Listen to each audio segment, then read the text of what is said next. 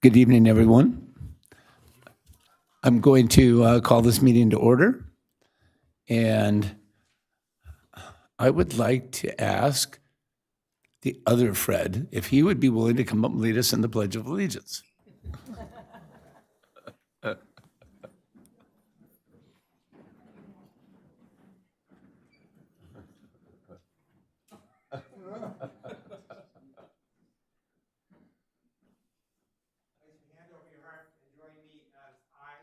Pledge allegiance to the flag of the United States of America and to the republic for which it stands, one nation, under God, indivisible, with liberty and justice for all.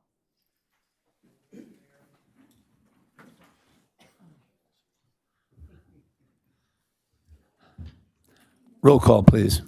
Councilmember Litzter? Here. Councilmember Kavanaugh? Here. Councilmember Judge? Here. Mayor Pro Tem Rhodes? Here. Mayor Thomas? Here. Are there any items for agenda review?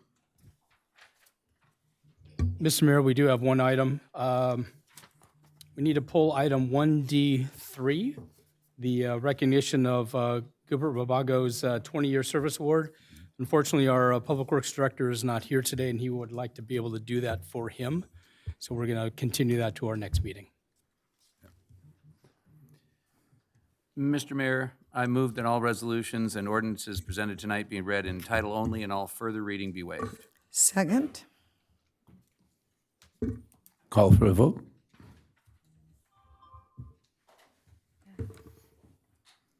The motion passes unanimously. If any member of the city council may have a conflict of interest or any reason why that member must abstain from consideration of any matter on this agenda, he or she should declare so at this time. And seeing none. Mr. Mayor and members of the City Council, the first item on the agenda is item 1D1, presentation of certificates of appreciation to outgoing Community Projects Grant Review Committee members. And Senior Management Analyst Cynthia McCullough is here to present this item. Good evening, Mayor Thomas and members of the City Council. In 2011, the City Council and Waste Management executed a memorandum of understanding which provides annual grant funding of $150,000. The City Council awards funding to nonprofit organizations for community projects and programs that benefit the Simi Valley community. In 2017, the City Council created the Community Projects Grant Review Committee, consisting of 7 representatives from each one of the 4 neighborhood councils, the Council on Aging, Youth Council, and the community at large. The review committee provides public input and funding recommendation for City Council consideration. Each year, the requests have well exceeded the amount available, and all of the deserving programs and projects are not able to be funded. This year, the review committee first met in April to develop its review process for evaluating the 21 eligible funding requests that totaled $620,000. In May, the review committee met again to receive public comments, presentations from the applying organizations, and discuss the funding requests. After discussion, the review committee concluded its service by providing its funding recommendation for City Council consideration that will be presented later this evening. To show our appreciation, the review committee members who are present this evening are asked to come forward to be recognized for their contribution of time, leadership, and service to the community. Representing Neighborhood Council Number 1, David Masso, Neighborhood Council 2, Sam Cohen, Neighborhood Council 3, Tony Hudax, Neighborhood Council Number 4, David Hector, Council on Aging, Jeannie Mortensen, Youth Council, Ethan Bott, Community at Large, Spencer Ross. Please join me in congratulating them on a job well done.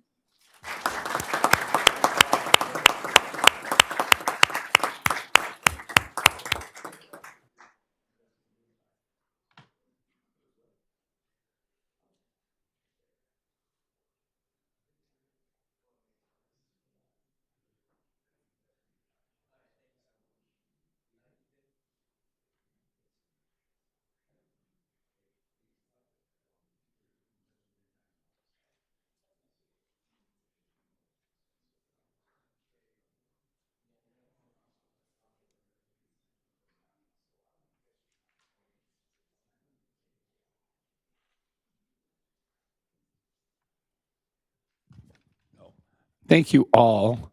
I know that was a time-consuming process, and it means a lot to those, looking for assistance with the funds. And you make the whole process a lot easier for us by spending all that time, and we really do appreciate the investment in your time. Thank you.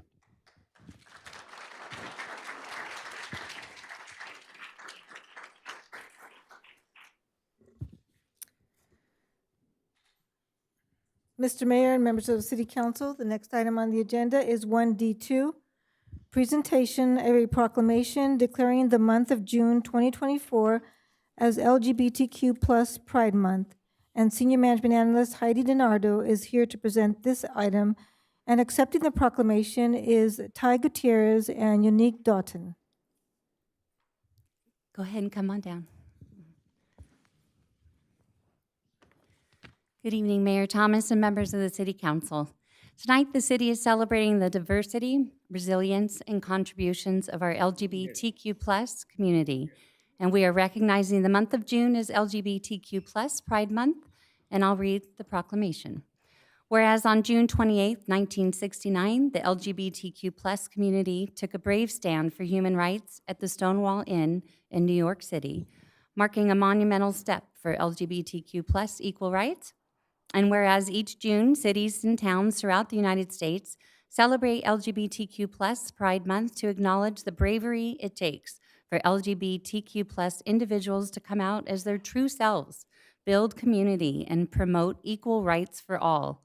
And whereas a tremendous amount of progress has been made since Stonewall, members of the LGBTQ+ community still face discrimination simply for being who they are.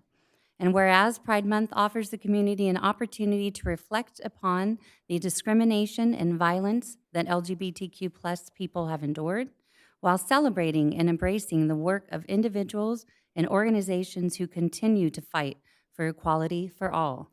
Now, therefore, the month of June 2024 is hereby proclaimed LGBTQ+ Pride Month in the city of Simi Valley, in recognition of the contributions of the LGBTQ+ community and the fight that continues for equal rights for all, presented this third day of June 2024. I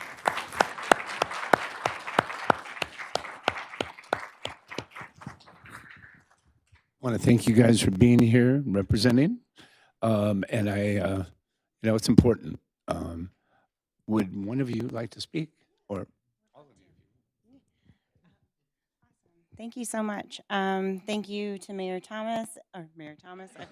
I trained myself to look at the council members, Mayor Thomas, and fellow council members. On behalf of Diversity Collective, Ventura County, it is my pleasure to accept this year's 2024 Pride Proclamation from the city of Simi Valley. For many LGBTQ+ residents, we celebrate Pride 365 days a year. Our pride shows up in ways we live authentically as ourselves for folks and for folks that aren't ready to be out just yet. We stand on the shoulders of generations of LGBTQ+ activists, past, present, and we move forward towards creating a more inclusive world. At DCVC, our mission is to provide advocacy, visibility, safety, and wellness for the LGBTQ+ community. There are many celebrations throughout the county, and we encourage you to join us at one or more of them. Please save the date for our Ventura County Pride, August 17th in Ventura County, downtown at Plaza Park. We ask our City Council and all of our Ventura County residents for your continued support and to move beyond words. Being an ally is not just an adjective, it is showing up and being love in motion. May we continue to show up for one another, and may we keep doing the work to make our community safe, inclusive, and equitable for all. Happy Pride. Very good. Very good. Thanks a lot, guys. Thank you very much.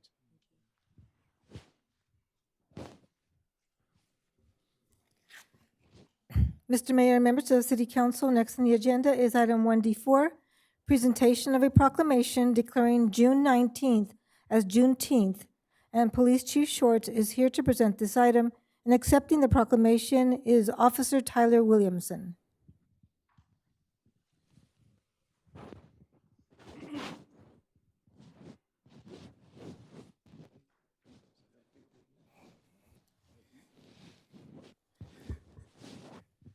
Good evening, Mayor Thomas and council members. I will now read the Juneteenth proclamation. Whereas the Day of Respect and Remembrance, called Juneteenth, a combination of the words June and 19th, marks the anniversary of the arrival of Union General Gordon Granger in Galveston, Texas. In 1865, where 2.5 years after the Emancipation Proclamation, the most distant slave states learned of the end of enslavement with the words, "All slaves are free," and whereas. We acknowledge the heritage and contributions that Black Americans have made to shape the cultural, academic, social, economic, and moral attributes of the United States in spite of slavery and the laws that enforce racial discrimination on them. And whereas, America must never forget the racially motivated violence against Black Americans, from enslavement to lynchings to segregation. And whereas, we must collectively strive to affirm the promise of the Declaration of Independence to all Americans, that all people have the right to life, liberty, and the pursuit of happiness. Now therefore, June 3rd, 2024 is hereby proclaimed Juneteenth in the city of Simi Valley to encourage reflection, education, and a commitment to end racism and all forms of dehumanization, presented this third day of June 2024.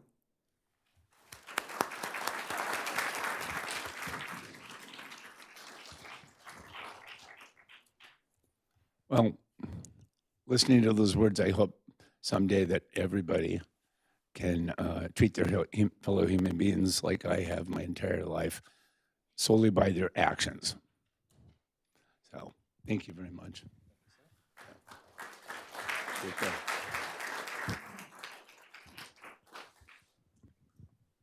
Mr. Mayor and members of the City Council, next on the agenda is item 1D5, presentation of Outgoing Americans with Disabilities Act ADA Paratransit Advisory Committee members.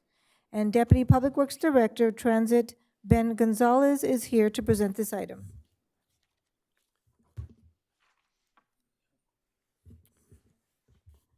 Good evening, Mayor Thomas and members of the City Council. One of the city's ADA Paratransit Advisory Committee members have successfully completed their 2-year term and are being recognized this evening for their commitment and service to this city. As a member of the ADA Paratransit Advisory Committee, they have worked closely with staff in reviewing and making recommendations on public transportation service. The outgoing member could not be present this evening. However, city staff would like to recognize and thank Teresa Lewis for her service to the ADA Advisory Committee.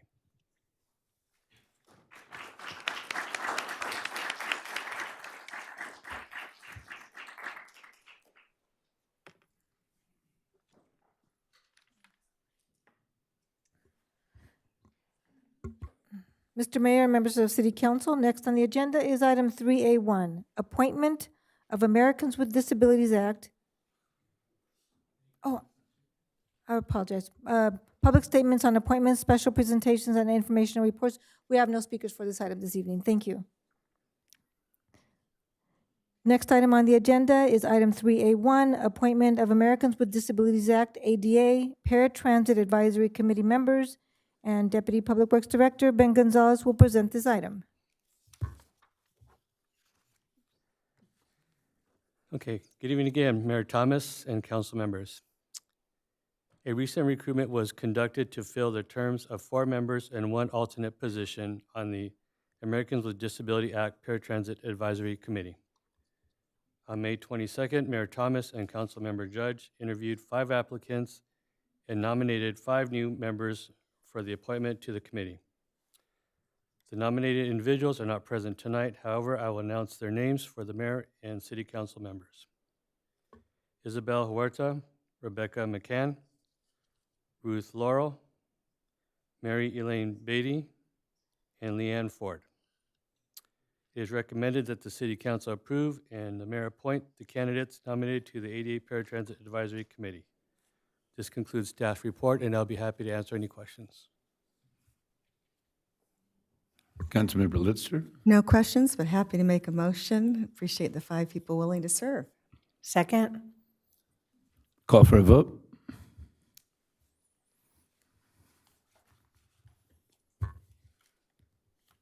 The motion passes unanimously.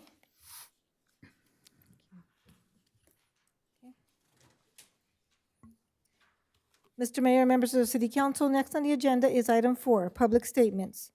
During this agenda item 4, the City Council will hear public statements from the first 10 persons who have submitted speaker cards. After the first 10 persons have spoken, subsequent persons who submitted speaker cards will be called to speak during agenda item number 6, which is a continuation of agenda item number 4.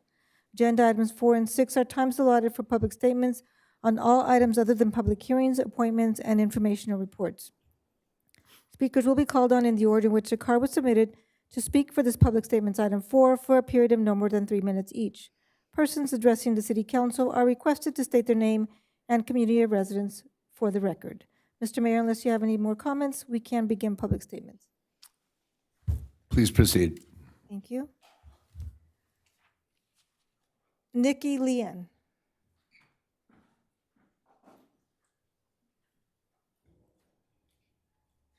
I learned that in leadership. Uh, Good evening, Mayor Thomas and members of City Council. I'm Nikki Leanne, one of the trainers over at Body Brain Train, where we help bring fitness and wellness to the senior and Parkinson's community. On behalf of our Body Brain Train team, I wanted to use this opportunity to thank you and the City of Simi Valley for your continued support of our program. For the past 2 years, we've been supported by the Community Projects Grant, which has given us the opportunity to greatly expand our program. Last year, we were able to add extra classes to our regular schedule. This year, on top of that, we are adding a minimum of 5 extra low-impact fitness classes and events per month out in the community.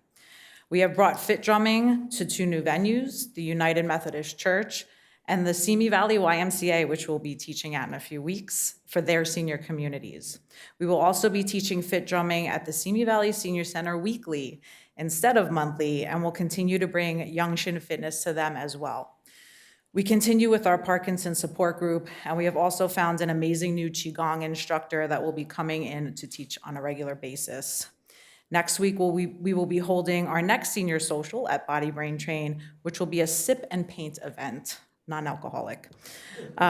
Coach Gabby continues to teach fit boxing in Spanish to over 15 different countries via Zoom to people living with Parkinson's that don't have the same resources that we do here in the community.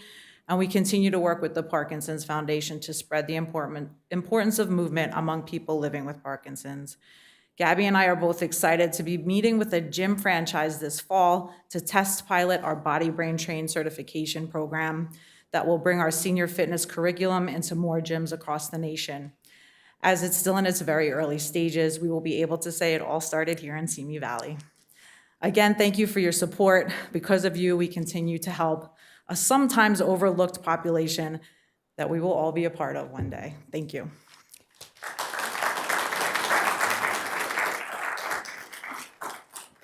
Debbie Jew. I just want to say thank you for your support.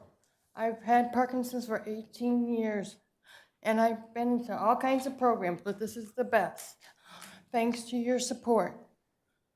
And people have been telling me that I'm looking better than I have in a long time, so it's really working. So thank you for your support.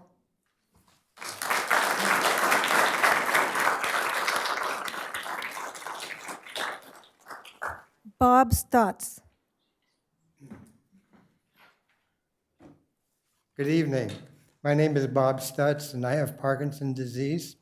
I've been a member of this community since 1981, and I just again want to thank you for your support for Body, Brain, and Train.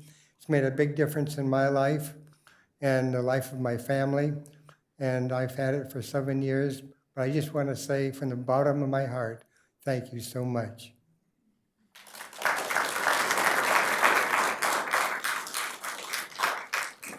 Chris Turner.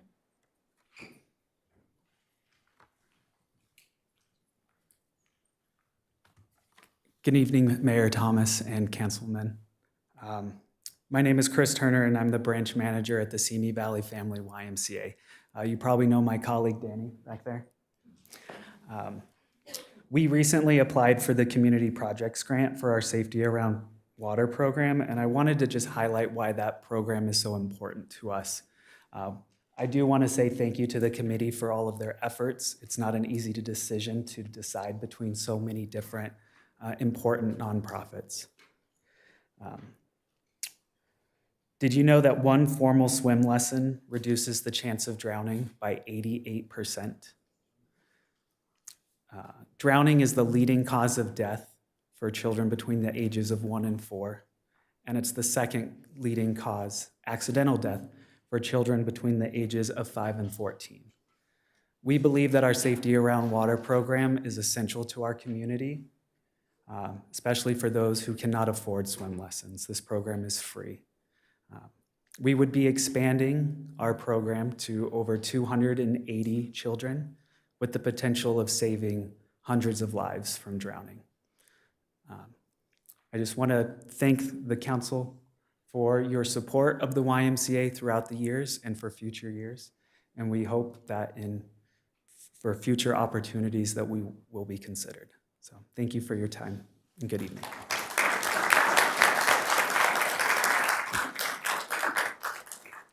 Leon Roth. Good evening. Thanks for having me talk.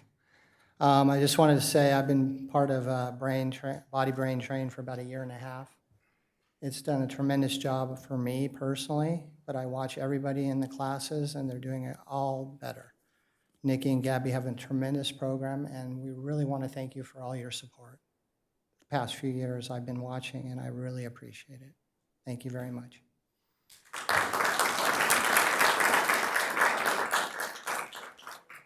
Bob Burdock.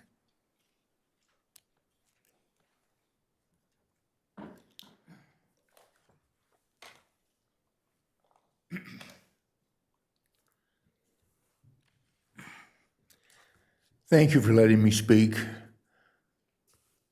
I'm a senior disabled veteran from Simi Valley resident. I would like to thank you for the support you have given BB&T. And I'm not here on Parkinson, but I'm here as balance, strength issues, and all of these other things that they offer me.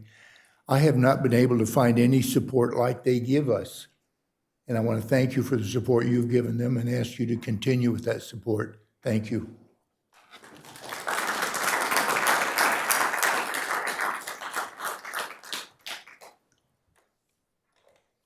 Joseph LaPearl.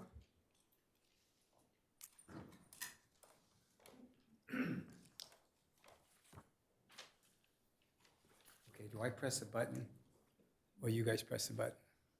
Okay. Good evening. I'm Joseph Laporte, Program Manager with the ARC of Ventura County, which serves nearly 700 adults with intellectual and developmental disabilities. I want to thank the Community Projects Grant Review Committee for recommending that our Cochrane program receives $10,000, which will be used to repaving and restriping of our facilities parking lot. And I hope today the City Council will approve that recommendation. I'm going to go off this.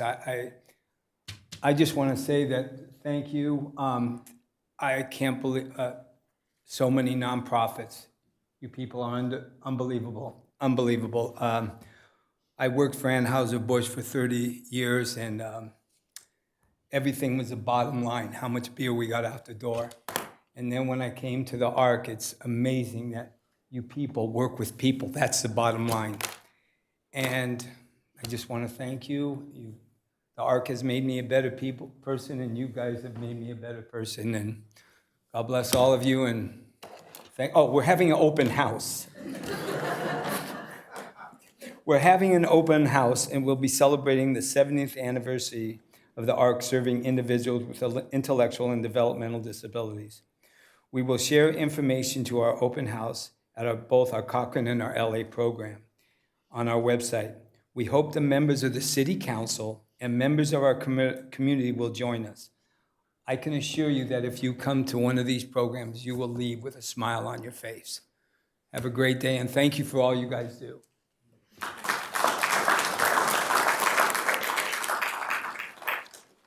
Tracy Connett.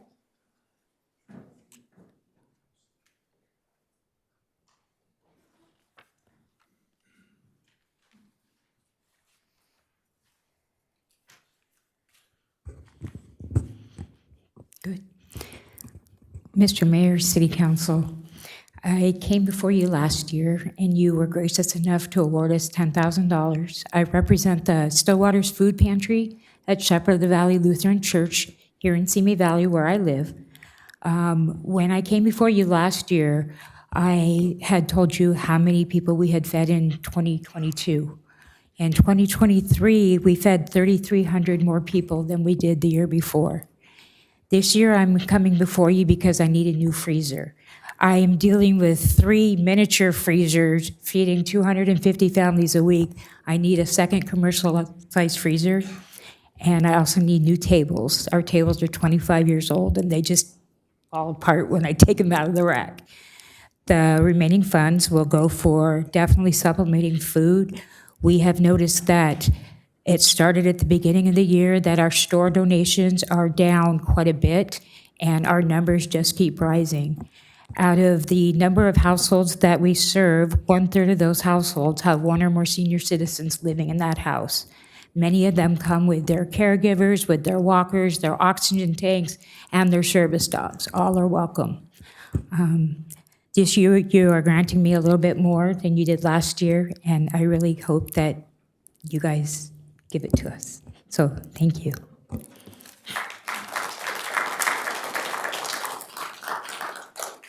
Vazgen Pogosian.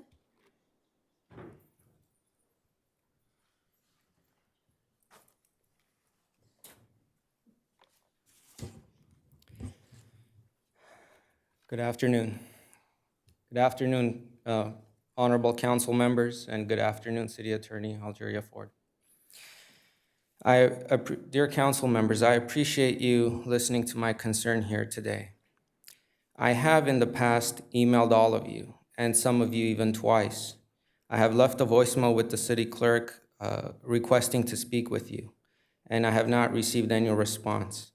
The only reason I am here today is simply to make sure that you have in fact received my request for your assistance. I wanted to make sure that it wasn't because your inboxes were flooded or for some other reason you weren't able to assist. I am a homeowner in Simi Valley in District 1. I am also an attorney by trade. As a homeowner, I have built a detached accessory dwelling unit on my lot. And since that time, which was last year, for over a year now, I have been in a dispute with the building official, Mr. Ted Greco, because he refuses to issue a unit number to the accessory dwelling unit. And I've been told that it is the duties of his office to make that decision. The city planning department has explained to me that the conditions for obtaining an address, a unit number, include destroying literally 20% of the dwelling unit that I have built, because to have an address, the detached accessory dwelling unit has to be an additional 4 feet away from the already existing dwelling unit. And my ADU is 51 feet long. That constitutes about 200 square feet. And that's an unreasonable burden and an unreasonable condition. Every city in Ventura County, LA County, and throughout the state all issue a unit number to an accessory dwelling unit.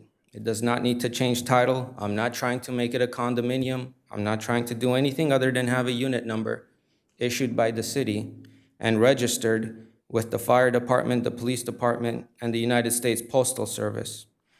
The harms of not having a unit number are many.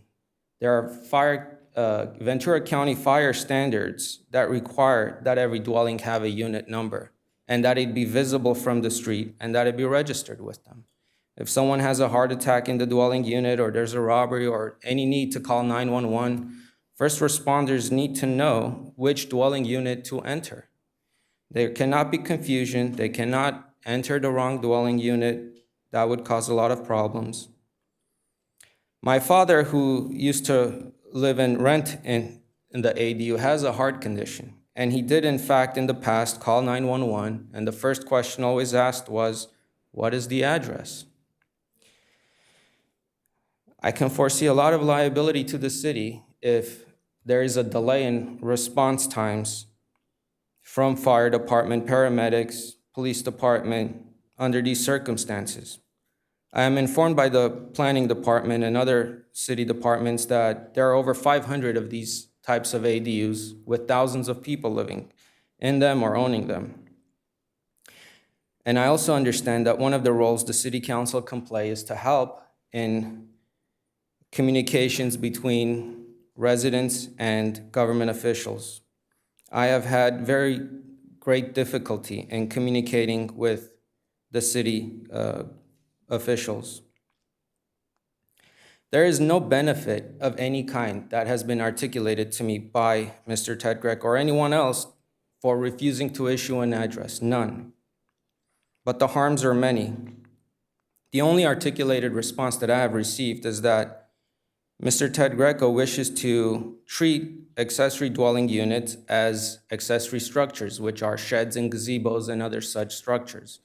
That makes no sense to me. I don't think any reasonable person would understand why anyone would want to treat a dwelling unit as a shed. And his response to me was very unreasonable. Frankly, even, I'm sad to say, it came across a little tyrannical. He essentially said that I make a good point, my arguments are well taken, but he will not change his mind unless some higher ranking official in state government, like the governor of the state, makes him change his mind. I'd like to think the best of people, and I'd like to think that there's some benefit he has in mind as to why he is doing this. Excuse me. We have a 3-minute time limit. I've let you go 5. I'm going to have to call time. I'm sorry. Have I been 3 minutes? It's been 5. Oh, I'm sincerely sorry. And you said you're happy Can to you let me go close 5? quickly? Absolutely. I would like your assistance to address this issue. I wanted to make sure you heard me. That is the only reason I'm here. I will pursue my efforts through every legal means to ensure the safety on my property. And I thank you for listening to me. Thank you so much, and I apologize for going over the time. Nikita Hake.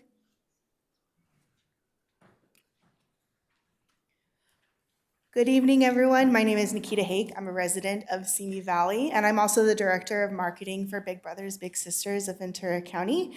We were fortunate enough to receive $10,000 from the Community Grants Project, and I just want to thank the community members out there in the audience for helping us and you all for approving it as well.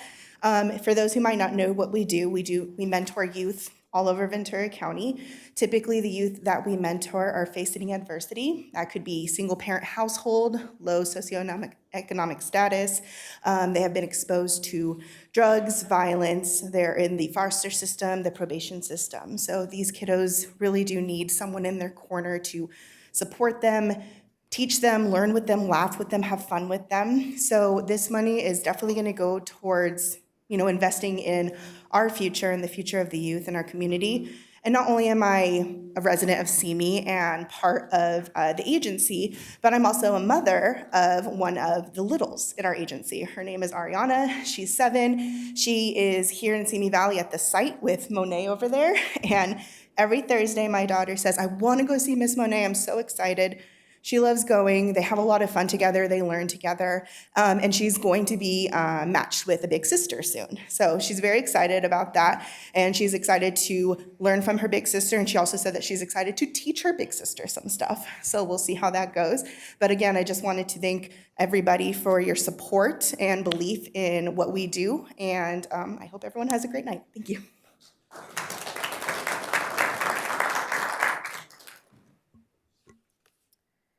Rebecca Panpoint.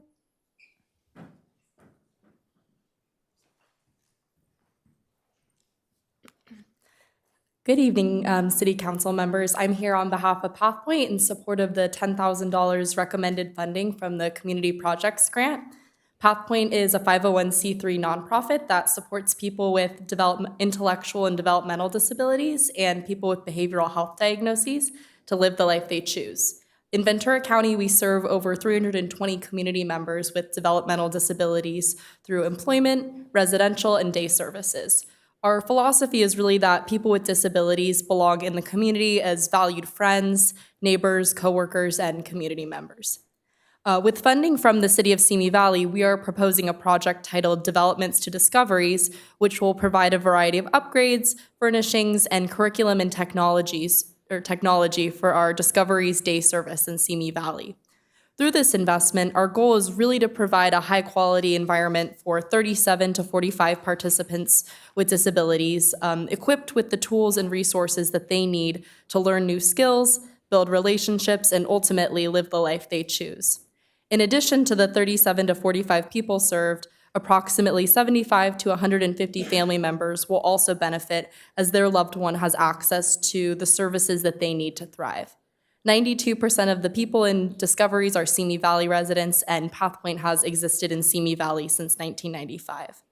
Thank you again so much for your time and consideration of this request. I think what's really pertinent is that this is a particularly challenging budget year. Governor Newsom has proposed a funding delay of $1 billion to the Developmental Disability Services budget, so local investment from people like the City of Simi Valley is really more important than ever. Coupled with the fact that the number of kids diagnosed with autism, an intellectual disability, or a developmental delay is on the rise, we really appreciate the support to meet the needs of these local community members. Thank you so much once again.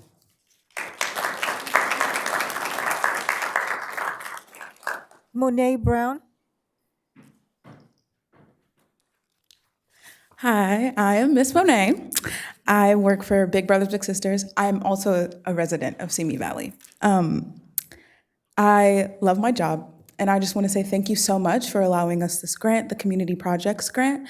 This money will go towards recruitment, which I'll be doing personally, going to different schools in the Burrowwood Teen Center, and finding kids who just need really a place to stay and someone just to talk to. That's the main part of my job, is a lot of talking. Thank you so much.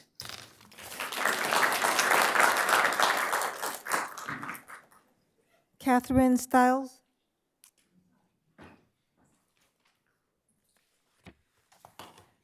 Good evening, City Council members. I'm representing the Adventist Health Simi Valley Foundation tonight. We applied for some funding for the first time in, I think, ever, for the Nancy Reagan Breast Center. The Nancy Reagan Breast Center celebrates 30 years of service in Simi Valley in July. Nancy Reagan gave her name to us 30 years ago, and at the time, it was a world-class breast center with all the newest and the latest and greatest. We've outgrown that space tremendously. And Adventist Health Simi Valley has a robust strategy for a women's health center in that building. At this time, we are starting with the Nancy Reagan Breast Center. This project is not funded by the hospital at all. It is a 100% community-funded project. Women's health in Ventura County is continuing to grow rapidly. The needs for mammograms, I don't know if anyone's been needing a mammogram lately, but we have a shortage of technicians, and we have a shortage of centers who do the screenings. So sometimes these delays can make all the difference in the treatment strategy. Breast cancer in Ventura County is the leading diagnosed cancer, and it is the second leading cause of death in Ventura County. Women are younger and younger diagnosed. And now there are new guidelines coming out that women do need to start their screenings at 40. What's so great about this expansion is it will help us provide more machinery. It's not paying for machinery, it's just the expansion of the space and the updating of the space. As you all know, Adventist Health Simi Valley is a nonprofit faith-based hospital that relies on the support of its community and pays the community back through community benefit. Every year, we give back approximately $160 million to this community. The IRS gives us credit for $60 million. This money is in the form of reduced costs and charity care and write-offs and other programmatic things that we do to support our partners in the community. We support many of the nonprofits in this town. We're asking for your support primarily because we believe that the city is proud of the Nancy Reagan Breast Center. It is the one and only Nancy Reagan Breast Center in the world.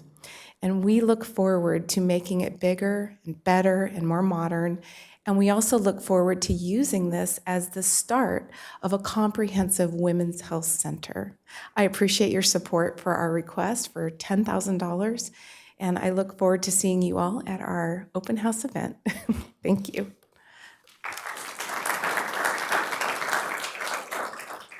Mr. Mayor, that was the last speaker. Mr. Mayor, members of the City Council, next on the agenda is item 4A, City Council comments regarding public statements.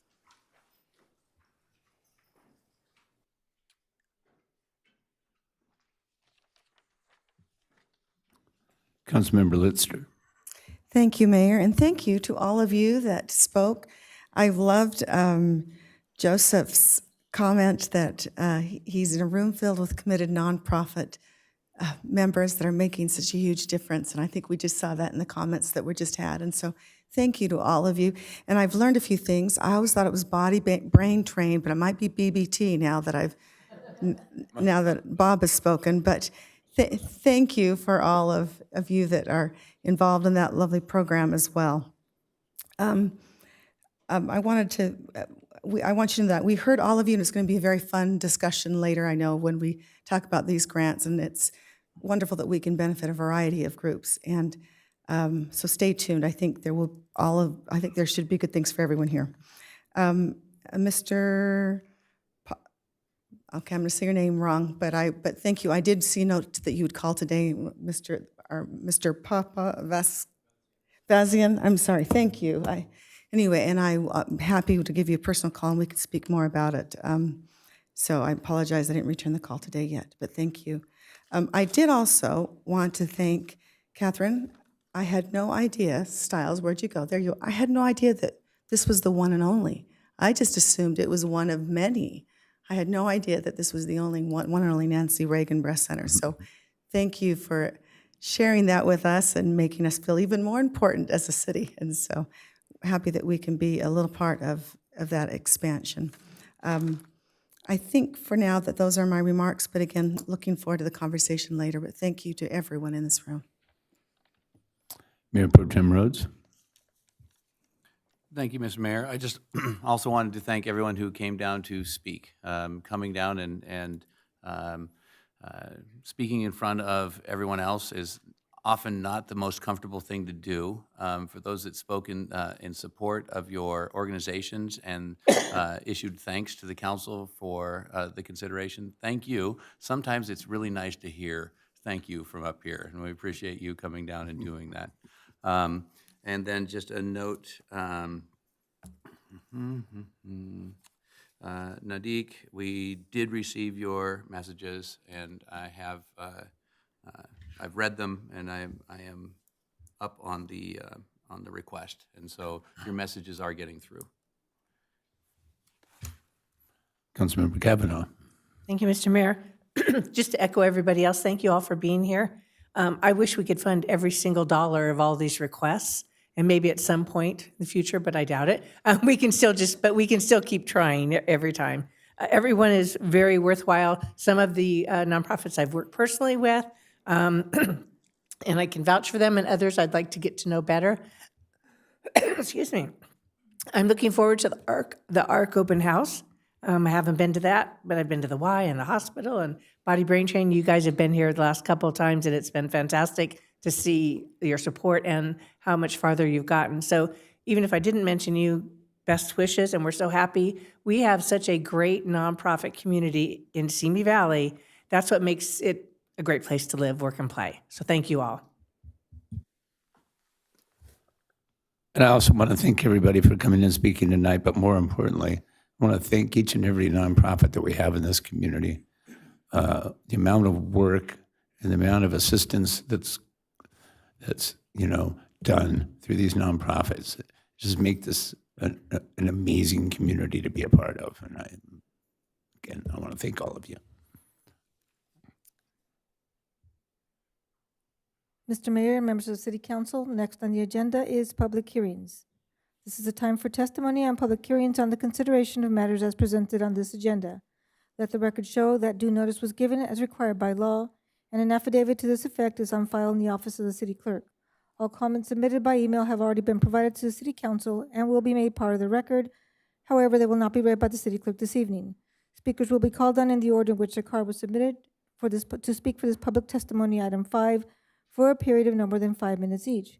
Persons addressing the City Council are requested to state their name and community of residence for the record. Comments shall be limited to matters relevant to the item on the agenda and may be ruled out of order if comments are unrelated to the item. The reports of city staff relating to these matters shall be made part of the record of this meeting. If you challenge in court any of the City Council decisions made here tonight, you may be limited to raising only those issues you or someone else raised at this public hearing. The time within which judicial review must be sought is governed by California Code of Civil Procedure, Section 1094.6. Item 5A, a public hearing to receive protests from Simi Valley lodging businesses regarding the renewal of the Simi Valley Tourism Marketing District, SVTMD, consideration of adoption of a resolution to renew the SVTMD, and second reading of ordinance number 1356. The readings are as follows. Resolution number 2024-18. A resolution of the City Council of the City of Simi Valley declaring results of majority protest proceedings and renewing the Simi Valley Tourism Marketing District. And ordinance number 1356. An ordinance of the City Council of the City of Simi Valley adding Chapter 3-7 Tourism Marketing District to the Simi Valley City Code, renewing the Simi Valley Tourism Marketing District. And Assistant City Manager Linda Swan is here to present this item. Good evening, Mayor Thomas and City Council. This evening's public hearing is the City Council's final action in the renewal of the Simi Valley Tourism Marketing District. Following the protocol outlined in the 1994 state law to form a district, the City Council has taken several actions to date regarding the renewal of the district, and they're here upon the slide in front of you.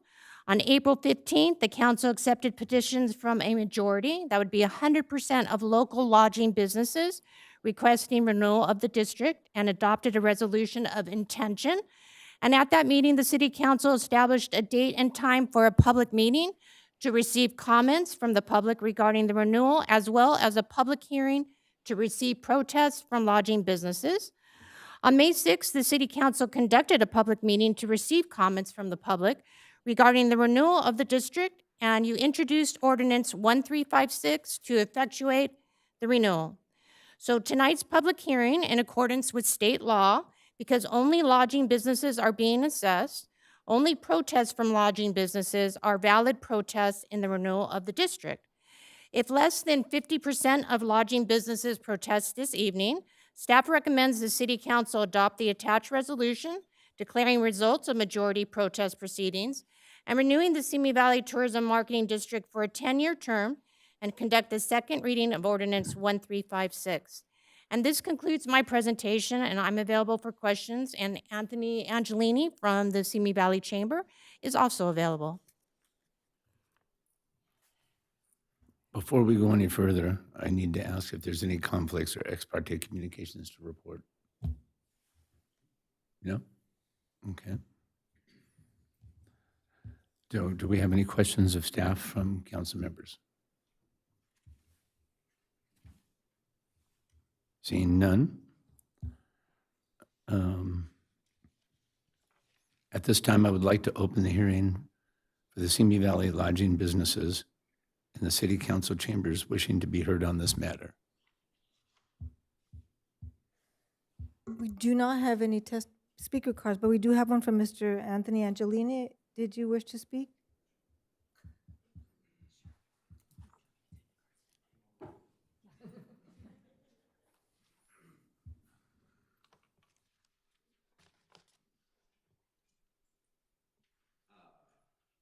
Honorable Mayor, members of council, and staff.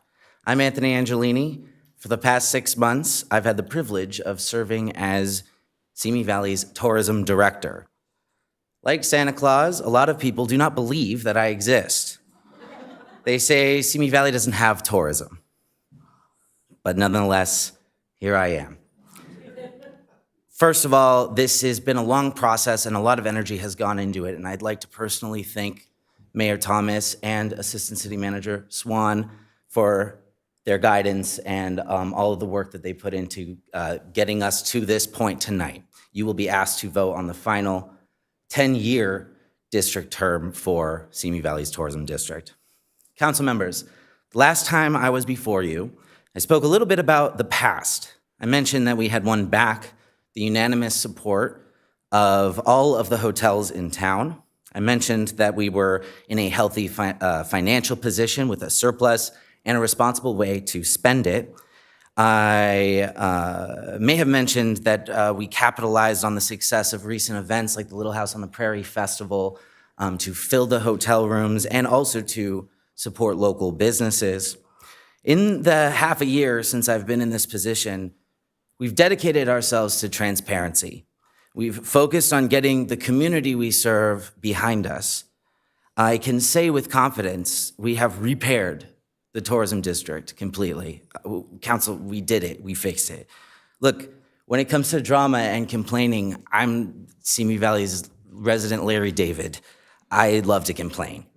But right now, I don't want to talk about the past, I want to talk about the future. Because tonight when you vote to renew this tourism district, you will be showing the people that their city is behind them, that we are innovative in our government.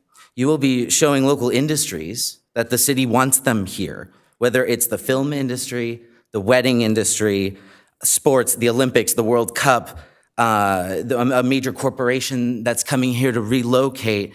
Your vote will be telling them that the city of Simi Valley supports them, that the city of Simi Valley is ready to stand with them and drive them to the future.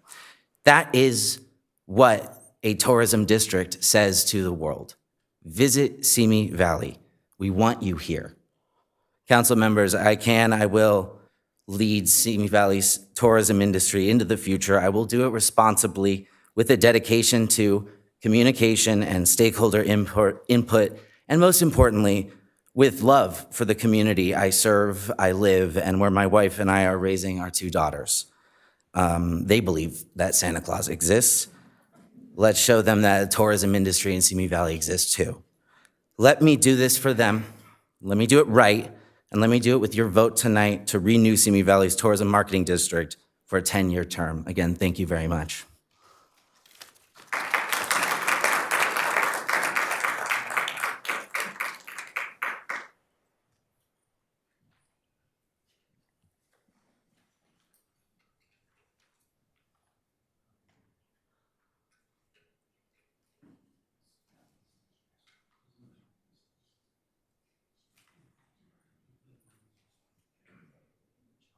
Yeah. Does staff wish to respond to that? It's been very fun, Anthony. We've enjoyed working with you in the chamber too. Hopefully that didn't hurt the vote. Well, if Anthony is Santa Claus, I guess that makes Linda Mrs. Claus for good. So thank you, Linda, for all your work on this. Much appreciated. Okay, so with that, I now declare the hearing is closed. Any further serious comments from council? No? Happy to make a motion. I will now entertain a motion, please. I move that we adopt Resolution 2024-18, declaring the results of a majority, is this the right one? Protest proceeding establishing the Simi Valley Tourism Marketing District, and adopt ordinance number 1356 to effectuate renewal of the SVTMD and to continue the levy of assessments. Second. Call for a vote. The motion passes unanimously.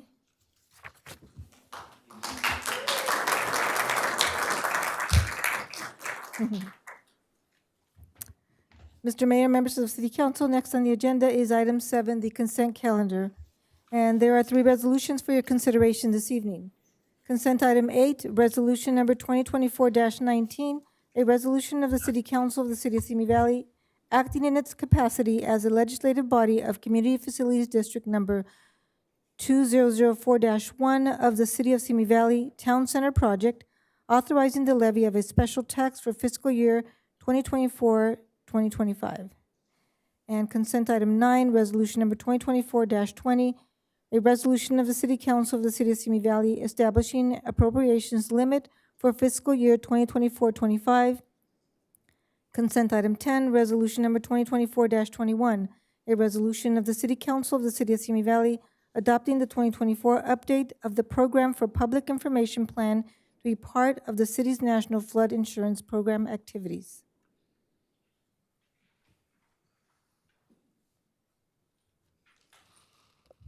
Councilmember Litster.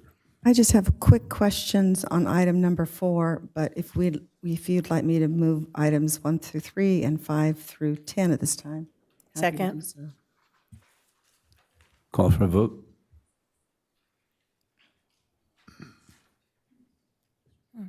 Let's try it again.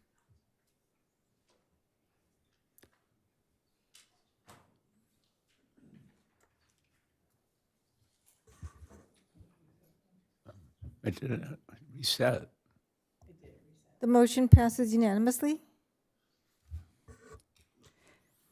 Okay. Thank you. My questions, ironically, it's probably one of the least amount of money involved in all of these consent items, but I just wanted to have a quick public discussion.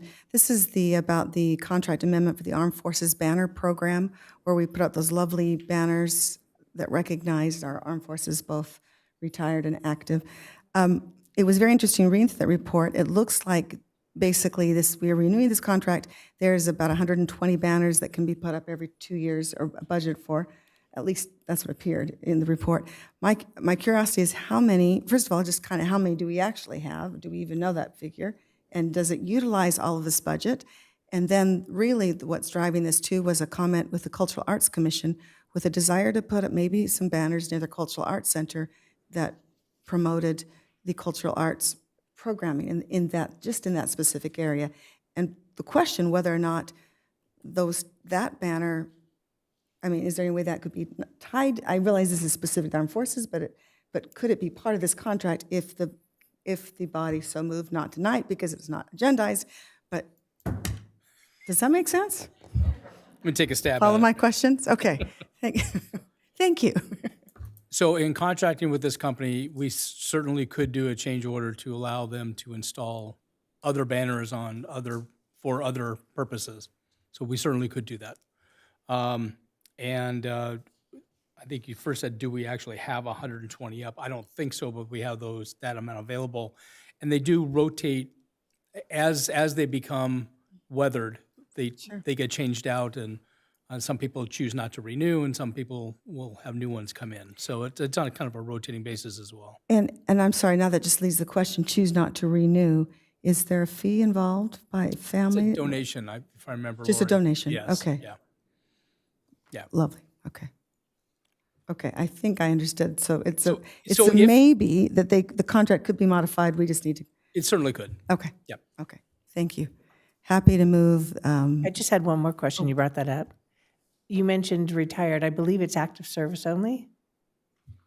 It's for active service members only. interesting, the report I thought included veterans, I thought. The way it was set up is once they leave service, the banner comes down. Or at the end of the cycle, maybe. At the end of At the end of the cycle. Yep. Okay, interesting, which is lovely. I know we renew my nephews every 2 years or whatever it is. And maybe I could well have misread.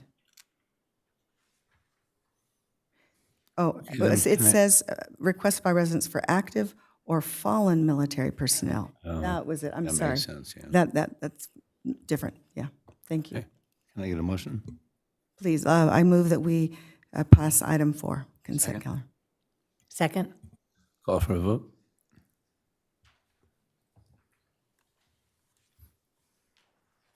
The motion passes unanimously.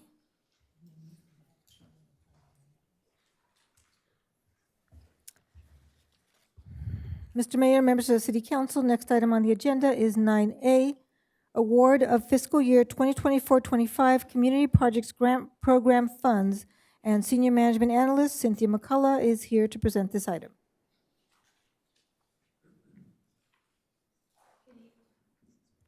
Good evening again, Mayor Thomas and members of the City Council. In 2011, the City and Waste Management executed a memorandum of understanding which provides annual funding of $150,000 to the city for community programs and projects at the City Council's discretion. The City Council developed the Community Projects Grant Program as a means to distribute the funding. The City Council created the Community Projects Grant Review Committee to enhance the public's input into the process for developing funding recommendations. The application period for the fiscal year 2024-25 funding cycle began on January 29th and closed on February 15th. A total of $620,000 was requested from 21 eligible nonprofit organizations that applied for funding. As you heard earlier this evening, the review committee met twice to establish the review process and make its funding recommendations for the fiscal year 2024-25 funding cycle. The review committee's funding recommendations, as displayed on the screen, are organized in order of review committee ranking.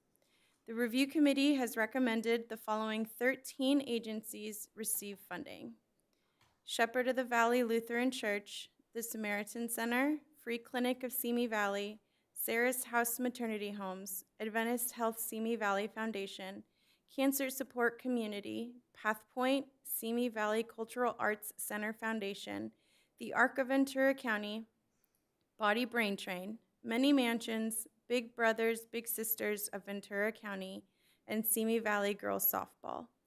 Of these agencies, 2 were recommended for full funding. A minimum of $10,000 is recommended per request, which is consistent with the eligibility criteria adopted by the City Council.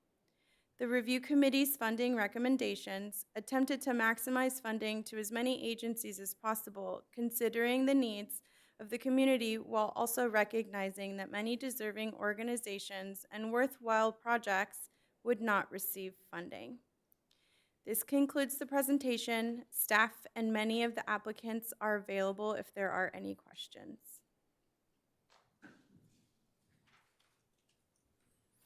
Councilmember Lutster. Thank you, Mayor. And thank you, Cynthia, for that report. And again, thank you to the committee, and all are very, very, very deserving. I actually had a question trying to understand a little bit of the process and the rating. Could I ask about it's on page 1, the very last page of the staff report. If I can get to page 166, hold on. That is, I believe, where, I don't know why I can't get I don't suppose you have it to put up, but it's where I think you had where each of the groups were individually ranked, and thank you. Okay, thank you. Thank you for getting me there. Okay, my question, and Mayor Pro Tem Rhodes is helping me out so I can be much faster.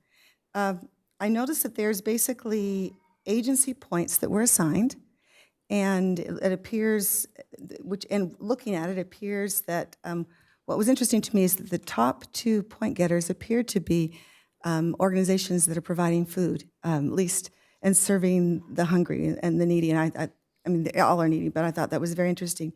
But I noticed that mixed within the recipients, there were 2 that were ranked, 2 groups, I think, the Community Pregnancy Clinic and the Southeast Ventura County YMCA, who are also ranked agency points as within the range of those received. Is that part of? Could you explain this rating and how it works, and whether this was put together by staff? Was this done by the committee? How did that all come together? Yeah, so during the first meeting, the committee decided on the ranking categories that they were going to use individually. And then During the second meeting, each individual gave the ranking for each one of the 21 organizations. Then the cumulative scoring gave the ranking that you see on the Excel spreadsheet on the screen. The Community Pregnancy Clinic was within the top ranking. However, there was some question among the committee members about the mission of the organization, maybe not aligning with what the community needs were at this time. And then the Southeast Ventura County YMCA was also among the top ranking. However, when asked, the organization did clarify that with or without the CPG funding, the program would still happen. So the review committee decided that they thought it would be best serving the community to allocate those funds to a different organization that may or may not have moved forward with their program or the project had they not been recommended for funding.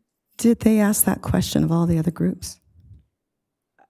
Which question? Whether they would continue, whether the program would, in other words, would the activity still continue if they didn't receive the grant They money? did. And They some asked that of them- everyone. They did, and some of them were able to say, we will figure it out.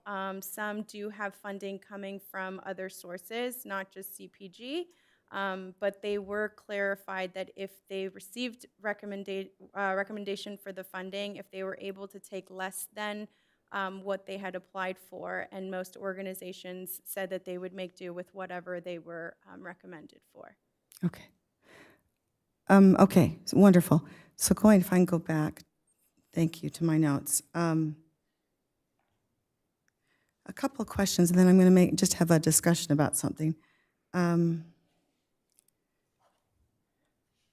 Actually, I'm not going to ask the other questions. Let me continue with this one, because others don't matter. Actually, they're all so deserving and so wonderful. In the past, and this is a discussion for our city manager and for you as well, in the past, we have had a small pot of discretionary funds that were COVID-related funds. And so I may come back to that thought.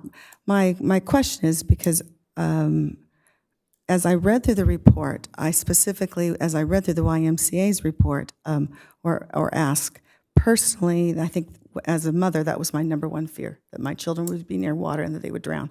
And so it was very interesting to have that presentation, or that comment today, that it is the number one cause of death for children, et cetera, and number two for a certain age as well. And my understanding of the program is that it is for basically water safety, and that one of the requisites is that they never have had a swimming lesson, whether it be for adults or for teens or for all ages, but that's a requisite. And personally, there's an adult in my life who grew up in an area that cannot swim and is fearful when it comes to trying to save his children near water. But anyway, so I just am very cognizant of that. And so I see that as a tremendous opportunity. And so I guess my question for the body here is whether we would consider, since the top two requests are basically food pantry monies, and we still have a little bit, I believe, of COVID funds that we have allocated in the past, whether we might consider maybe taking one of those, maybe $10,000 from that pot, and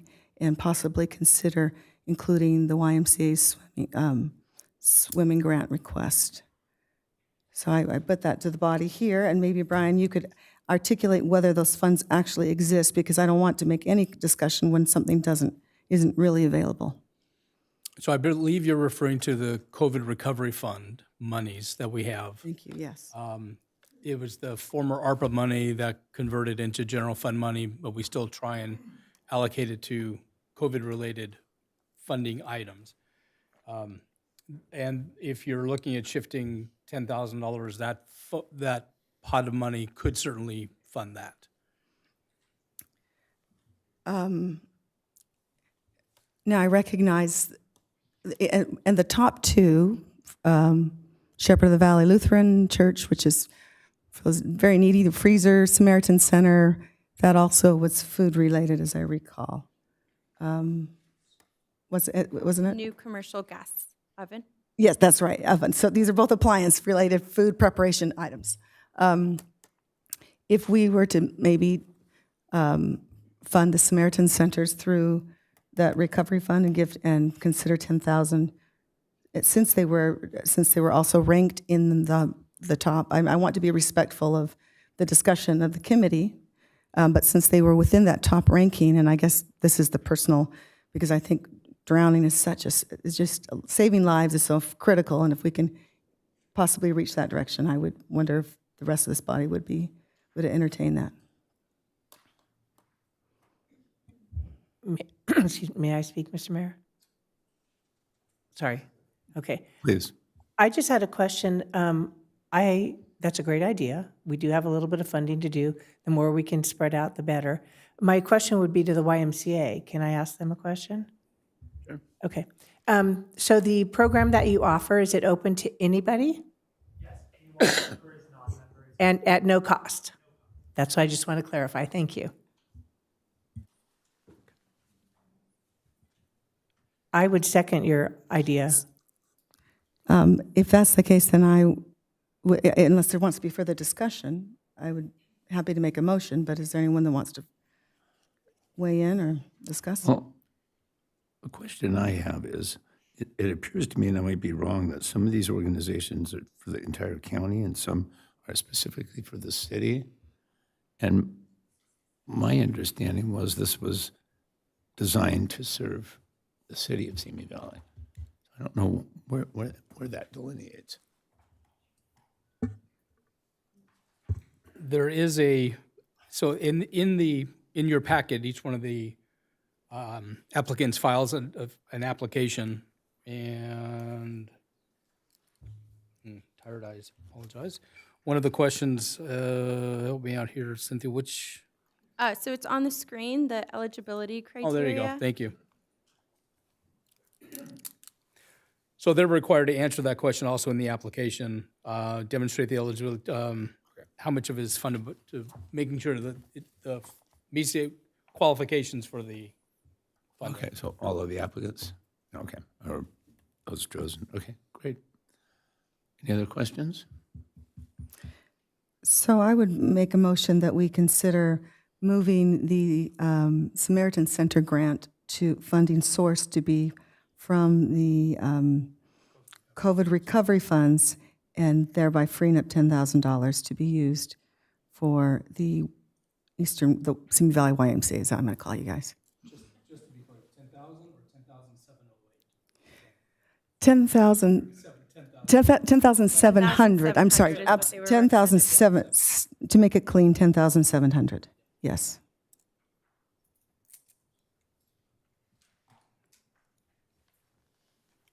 Is that a good motion? So that is my motion. All right, I need a second. I'll second it. And to be clear, you're still getting the money, Annika. Okay. There's- Just want to make sure. Yeah, to be 100% clear, is Annika here? Oh, you're right there. Okay, Annika, in no way do I want you not to get your money. I just trying to make the pot bigger, but that's.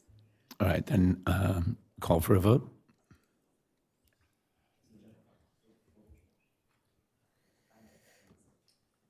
The motion passes unanimously. And just to be clear, everyone else got their allocation. So do we, well, actually. We're all quiet. Yeah, no, absolutely. To be clear, and do we actually need another vote of approval? We need a second vote, or was that included in that vote we just took? It should be included in that vote. Okay, Yeah. good, okay, excellent, thank you.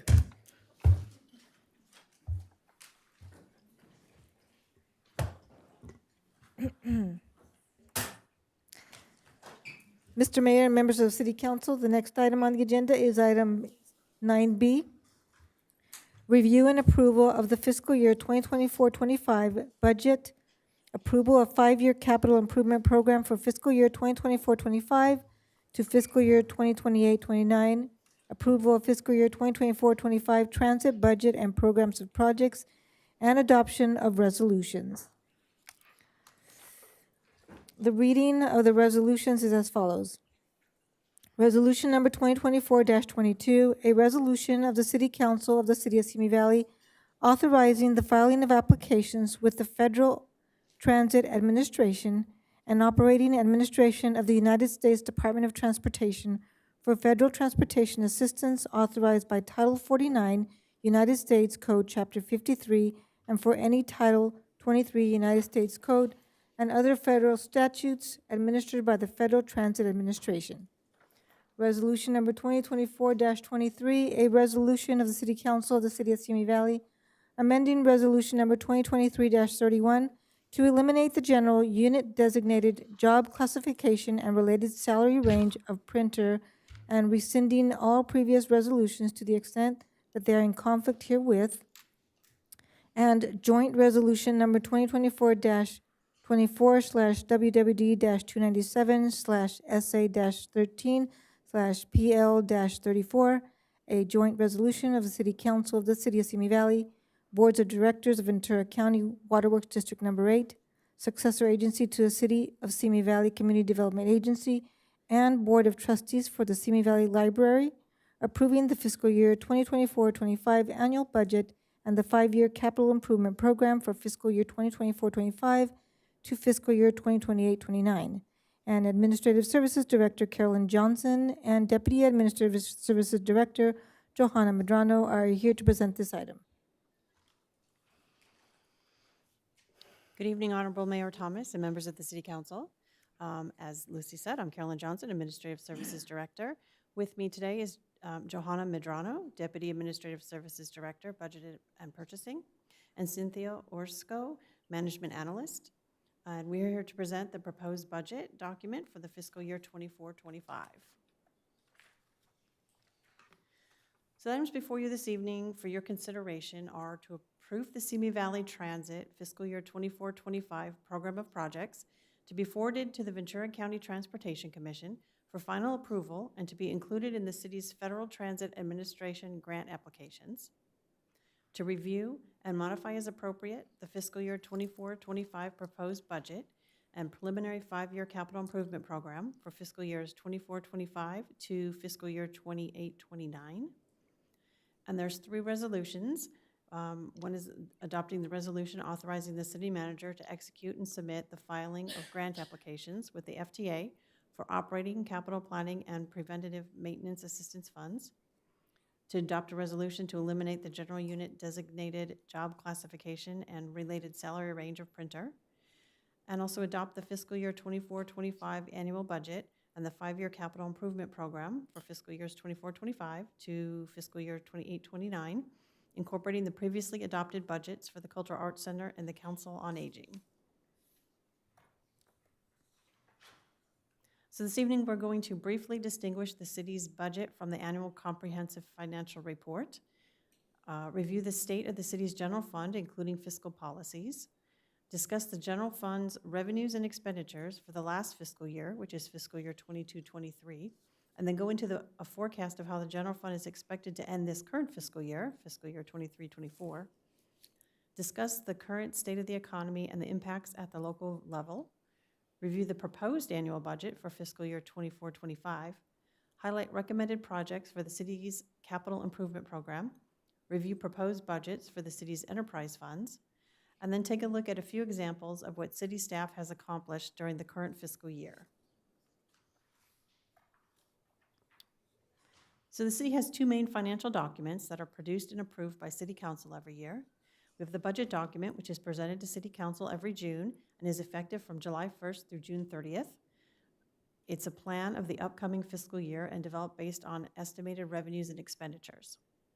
We also have the annual comprehensive financial report, also called the ACFR, which is approved by City Council each year after the citywide financial audit is complete. The latest ACFR for fiscal year 22-23 financial reporting was presented to the City Council for approval earlier this year at the April 15th City Council meeting. This document contains the financial records of the prior fiscal year. It is prepared and audited in conformity with generally accepted accounting principles. And today we're here to present the budget document for fiscal year 24-25. So the general fund is the city's primary operating fund. Funds are unrestricted and generated from taxes, such as property and sales tax, as well as service charges and other general revenues such as building permits and plan check services. The general fund provides for traditional government services such as police services, planning, code enforcement, senior services, public works, and city administration. The city's financial policies state that the city will maintain a prudent general fund reserve balance for emergencies, which the City Council has established at 17% of general fund budgeted expenditures. As of the end of the last fiscal year, the city has an unrestricted general fund balance of over 60% of general fund operating expenses. The financial policies also state that the city will adopt and maintain a structurally balanced budget, meaning that ongoing operating revenues meet or exceed ongoing operating expenditures. Any year-end remaining funds are available for one-time uses as determined by the City Council. So that last statement, any year-end remaining unassigned funds will be available for one-time uses as determined by City Council. Looking closer at that, in April of '22, City Council adopted a fund balance policy to preserve a healthy and appropriate general fund balance, while also using surplus funds to address one-time investments into the community. So the policy states that year-end surplus general fund dollars can be reassigned into 3 predetermined funds. 40% will go towards the infrastructure fund, which is for one-time capital needs such as streets, traffic signal equipment, facilities, and buildings. Another 40% will go towards the retirement fund. Dollars put into this fund could potentially be put into a 115 trust account to be used as a rainy day fund for CalPERS payments, or to make additional discretionary payments to reduce the city's unfunded accrued liability, or possibly to make a payment to reduce the city's other post-employment benefits, also known as OPEB liability. And then the remaining 20% will go towards the contingency fund, which is for one-time expenditure needs that are urgent and unanticipated. Looking at last fiscal year, which is fiscal year 22-23, we started with a general fund balance of $58.9 million. After all revenues and expenses of the year were accounted for, the city had a general fund operating year-end surplus of $9.5 million, which this then brought the general fund balance to $65.5 million. So keeping in mind the year-end surplus policy and the $9.5 million surplus at the end of fiscal year 22-23, the fiscal year 24-25 proposed budget includes transferring the amount of the surplus into the 3 predetermined funds as defined by the fund balance policy. And decisions on exactly how to spend the money will be brought back to council to consider at a later time. During the budget process, the money will simply be put into these separate funds so that it is available for future consideration. In accordance with the policy, the contingency fund shall have a maximum balance of $2 million. Due to having a projected fiscal year-end 23-24 balance of $1.6 million, the fund was only allocated an additional $400,000 in the proposed budget, resulting in the infrastructure and the retirement funds to both receive $4.5 million, which is above the 40% minimum. So to look a little bit at the current economy, inflation has posed as the biggest concern in the post-pandemic economy. The Federal Reserve set a target level of inflation of 2% after rates topped out 80% in 2022. In 23, it fell below 4%. However, inflation has been creeping back up to the 4% level. The CPI for April of 24 was 3.9%. Housing sales in Simi Valley have experienced a significant slowdown. The real estate market, which witnessed a rapid increase in home prices for a couple of years, has now cooled off. It's important to exercise caution and consider the potential impacts on property taxes in the coming year. Sales tax revenue growth has flattened in 24 as annual wage growth has slowed and consumer spending has shifted focus to practical items rather than discretionary retail purchases. The percentage of household income spent on food is now at the highest level in decades, while vehicle, consumer goods, and restaurant sales have all declined. The Federal Reserve raised interest rates in an attempt to slow the economy. It is not anticipated that the Fed will cut interest rates throughout the end of this calendar year unless progress in the inflation target level is reached. And as the Federal Reserve delays softening rates, it is anticipated that consumer spending will remain flat through 2024, but could potentially realize more moderate economic growth in 2025. Okay, so before we go into the proposed fiscal year 24-25 budget, let's take a look at the current fiscal year, which ends June 30th. Staff anticipates an operating year-end surplus of $647,620 due to increased revenues over expenditures. However, as was anticipated, the large year-end surpluses we saw the last couple of years was not expected to continue. Revenue is expected to flatten with more moderate increases in the outer years. Departments continue to be careful with their expenditures as cost fluctuation due to inflation and interest rates impact their operations. Additionally, 2 years ago, we closed the fiscal year with a surplus of $10.3 million. The City Council strategically allocated the surplus funds to various crucial projects. Specifically, $4.5 million was used to pay down the city's unfunded liability with CalPERS for a second consecutive year. $4.5 million was earmarked for major street pavement projects, and $400,000 was distributed for street striping. This would bring the general fund balance to $55.8 million. The fiscal year 24-25 proposed budget was created to provide long-term recurring savings without committing one-time dollars to our ongoing expenses. With a focus on efficient resource allocation, the city's fiscal year 24-25 budget proposes to eliminate 2 in-house staff positions. The city attorney and the workers' compensation supervisor positions became vacant due to staff retirements. It was determined that the outsourcing of these positions' duties would provide a larger pool of resources along with cost savings. On April 22nd, 2024, the City Council awarded a contract to Innovative Claim Solutions for workers' comp third-party administration, effective July 1st of the upcoming fiscal year. The city also contracted with Burke, William & Sorensen's as the city's legal team to handle all legal counsel. The fiscal year 24-25 budget for the city attorney's office appears higher due to the consolidation of expenditures for legal expenses undertaken by other outside counsel throughout other departments' budgets and were streamlined into the city attorney's department budget.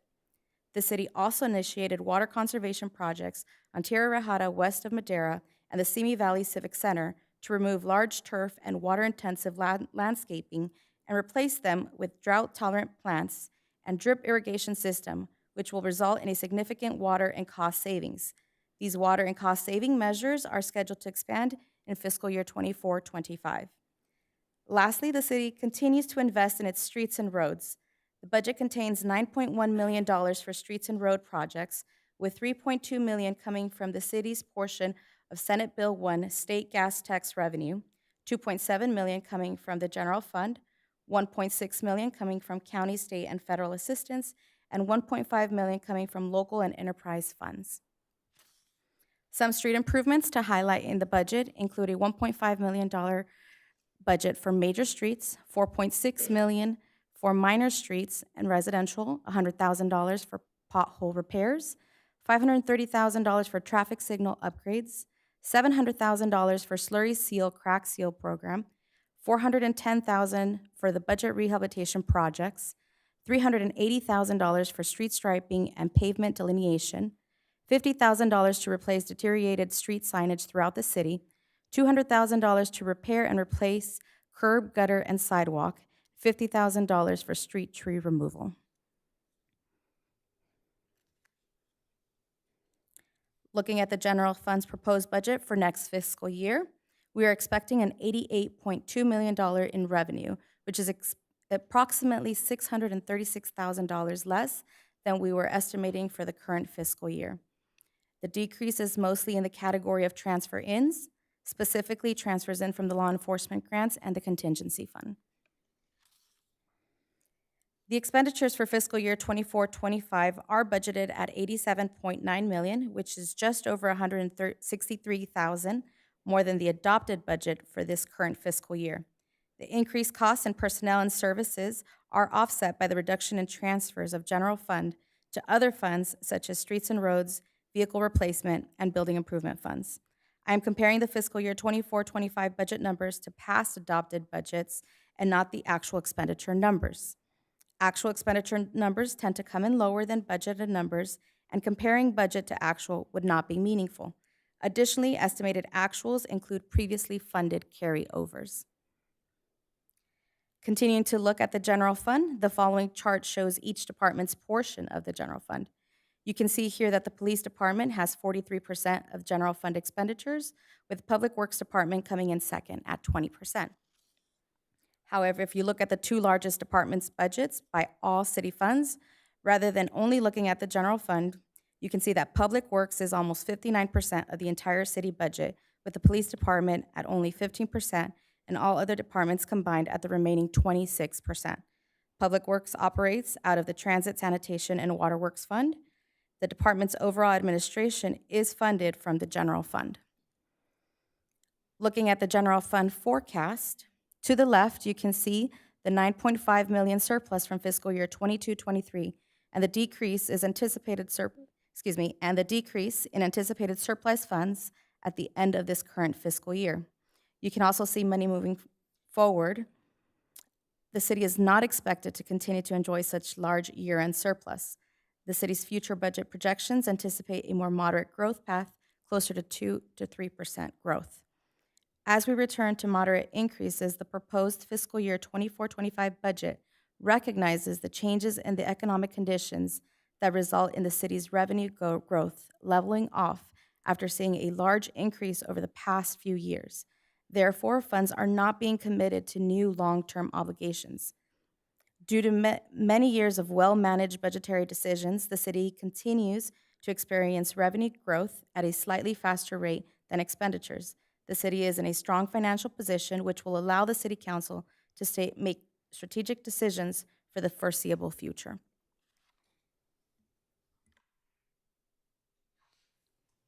So now on to our 5-year capital improvement program. The capital improvement program has 193 projects, 49 of which are request funding in fiscal year 25. 75 projects are requesting funding in fiscal year 26 to 29, and 69 of those projects are not requesting any additional funding in the next 5 years. The total proposed funding for fiscal year 25 is $33.8 million, with $2.75 million coming from the general fund. Out of those $33.8 million, $1.2 million will be for municipal building and grounds projects, $12.1 million will be for funding sanitation projects, $8.5 million will be for transit projects, $9.2 million will be for street and road projects, and $2.8 million will be for waterwork projects. The total anticipated capital project needs for the next 5 years will be over $138 million.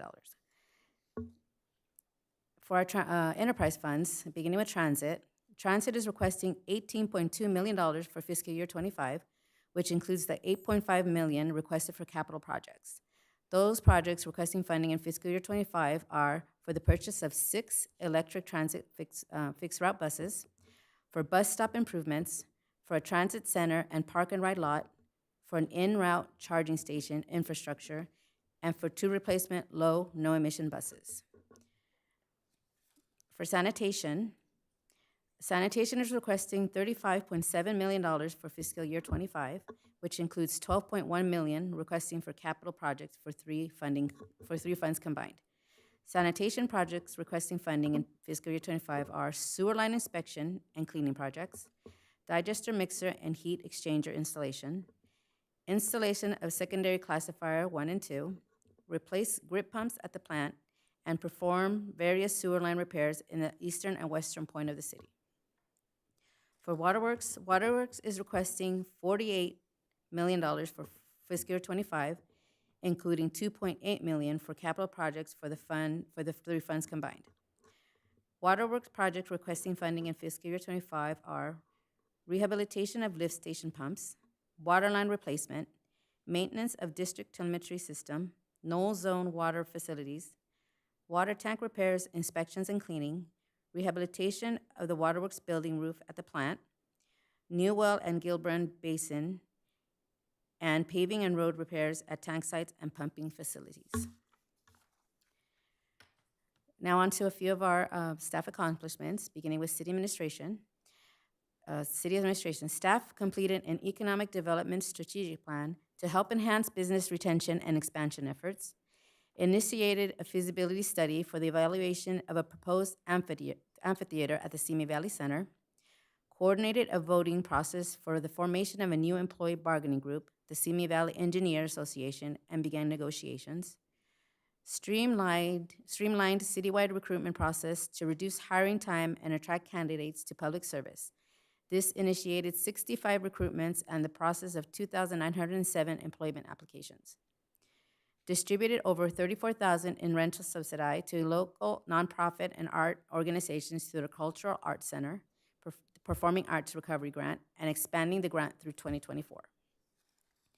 For our city attorney office, assisted the city clerk's office in processing 270 public record requests, filed subrogation cases on the city's behalf to recover property damage caused by third parties, assisted in the processing of 53 subpoenas served on the city, investigated and made recommendations on 48 new claims, and managed the administration and closing of over 43 pending claims. For our administrative services, they coordinated with the county to assist over 200 utility customers who applied for a low-income grant, resulting in $150,000 in grant dollars received by the city to pay delinquent utility bills. They were awarded the certificate of achievement for financial reporting for the 43 consecutive year for the CAFR for fiscal year 22. Finalized the financial statement audit and completed the fiscal year 23 CAFR within 6 months of fiscal year end. Updated the city's purchasing ordinance and contract forms. Submitted fiscal year 23 SB 90 claim application for reimbursement of state mandate services totaling $142,916, and implemented a new payment processor, saving the city $250,000 a year on fees. For the environmental services, they develop procedures and an initial program budget to fund grants for small businesses in need of upgrading building accessibility to comply with state standards for accessibility. They completed preliminary review and planning applications for approximately 250 new dwelling units, the reconfiguration of the Lost Canyon development, and a 243,000 square foot studio expansion. They managed 190 ongoing entitlement applications, increased the electronic permit and planning application submittals to 95%, and implemented the city's home buyer assistance program to increase homeownership opportunities. Our Public Works Department completed pavement rehab for 7 major city streets and 33 residential streets. They upgraded 145 curb ramps to meet ADA requirements, upgraded 12 city intersections with traffic signal video detection cameras, maintained a Class 5 rating in the FEMA Community Rating System, which provided a 25% flood insurance discount, totaling $300,000 in annual savings for our community. They completed the 23-24 crack seal project, which will reduce street deterioration. They abated 816 graffiti tags during the 2023 calendar year and cleaned catch basin CPS unit, which removed 600,000 pounds of trash from the storm sewer systems. They also maintained and replaced signage throughout the city, completed about 3,000 work orders for pavement maintenance and repairs to 393 city-owned vehicles and equipment. Hydro cleaned and cleared 276 miles of sewer line and 15 storm drain locations. The lab at the Water Quality Control Plant maintained accreditation under state standards and completed over 13,500 lab tests for compliance monitoring programs. They completed 362 pre-treatment program compliance inspections, industrial sampling and monitoring, increased the Simi Valley Transit ridership by 23.45%, and provided 25,000 hours of fixed route service to the community. We installed onboarding video surveillance systems on fixed route buses and dial-a-ride vans to increase rider safety, provided over 30,000 ADA DAR trips to our seniors and disabled community, and launched and provided customer support for Drop Counter, which allows Waterworks customers to track usage and conserve water. Lastly, our police department reestablished the Special Enforcement Team, which handles specialized enforcement such as gang enforcement, street-level narcotics, and human trafficking. They handled approximately 25,417 calls for service, maintained the frontline quality assurance program for call, talking, and radio dispatching, and accumulated scores well above the National Emergency Number Association standards. Implemented the GRACE survival tactic training to train sworn-in officers in de-escalating strategies and defense tactics, successfully obtained grants to fund the GIS mapping system's annual licensing and purchase Starlink dishes for the EOC. In summary, the city continues to experience a strong financial position overall with a healthy general fund balance. The proposed fiscal year 24-25 budget is strategically developed to provide long-term recurring savings without committing one-time dollars to our ongoing expenses. The proposed fiscal year 24-25 budget was developed with the understanding that revenue growth has slowed down compared to the last couple of years. Thus, ongoing efficiencies are identified while funds are not committed to new long-term obligations. That concludes our presentation, and we are here to take any questions you may have.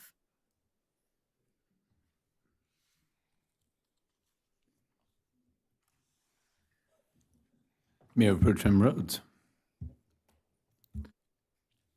Wow, I get to go first.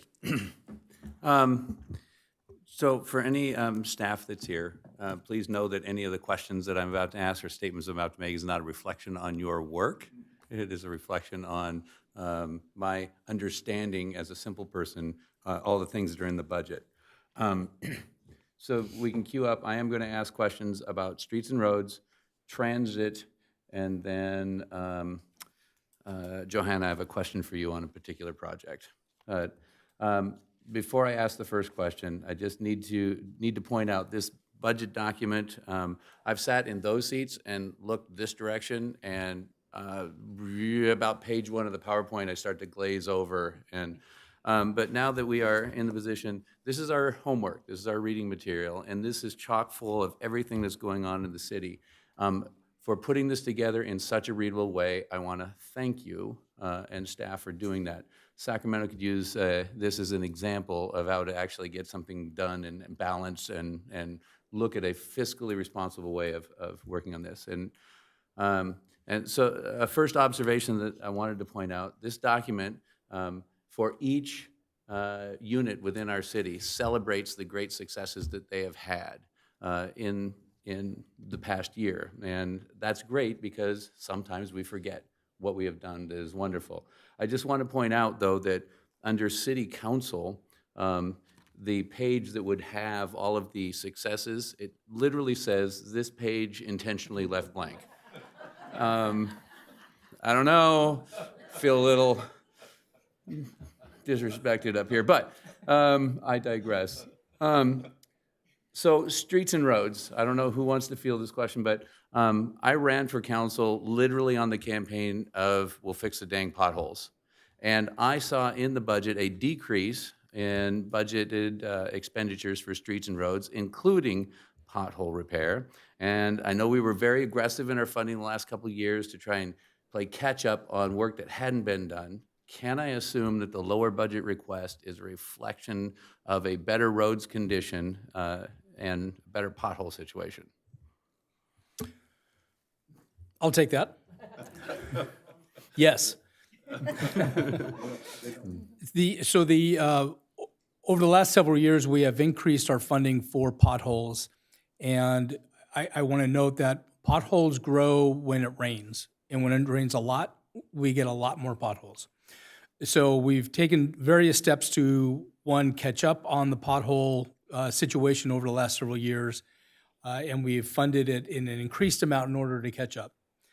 One of the other things that we do proactively is the crack seal that you see out on the streets out there. Because potholes form when it rains, if we're able to keep the rainwater out of the streets, it keeps potholes from forming. So all the funny little lines you have all over the streets are really extending the life of our streets and keeping potholes from forming out there. Lastly, we're shifting from an El Nino to a La Nina weather condition, which should reduce, which we expect will have less weather-related storms and rain coming into the area, which should alleviate a lot of the need for emergency pothole work out there. So all those things considered allowed us to scale back from funding it at $200,000 to $100,000 this year moving forward. And we believe that's a correct level of funding for it. Should something happen out there, you always have that contingency fund if we needed additional funding out there to address an influx of potholes during the fiscal year. So to the people who work on the potholes and streets and roads, thank you very much. I'm not running for reelection currently, but I will be. And I really appreciate that.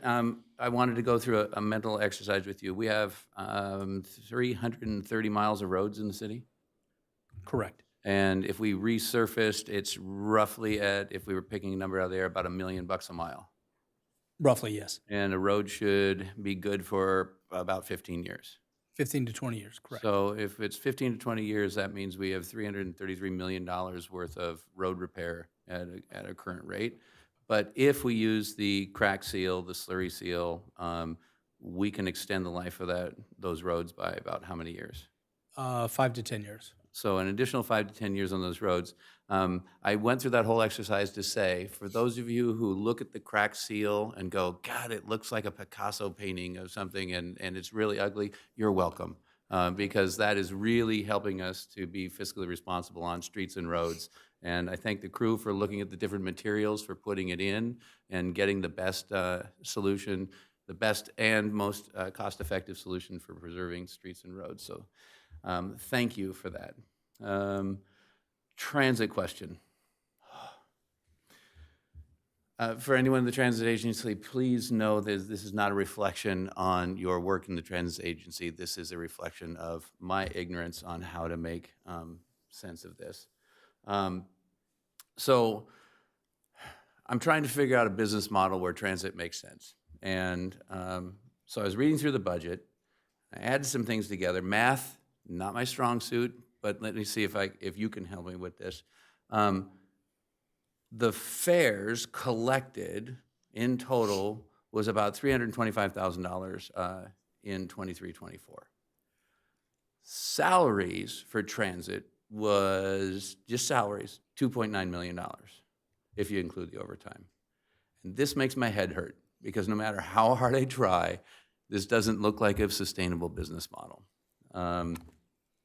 So also, between what's being spent this year and what we're budgeting for next year, there's almost $8 million being spent on new vehicles that, if history is proof, will generate about $325,000 a year in ridership.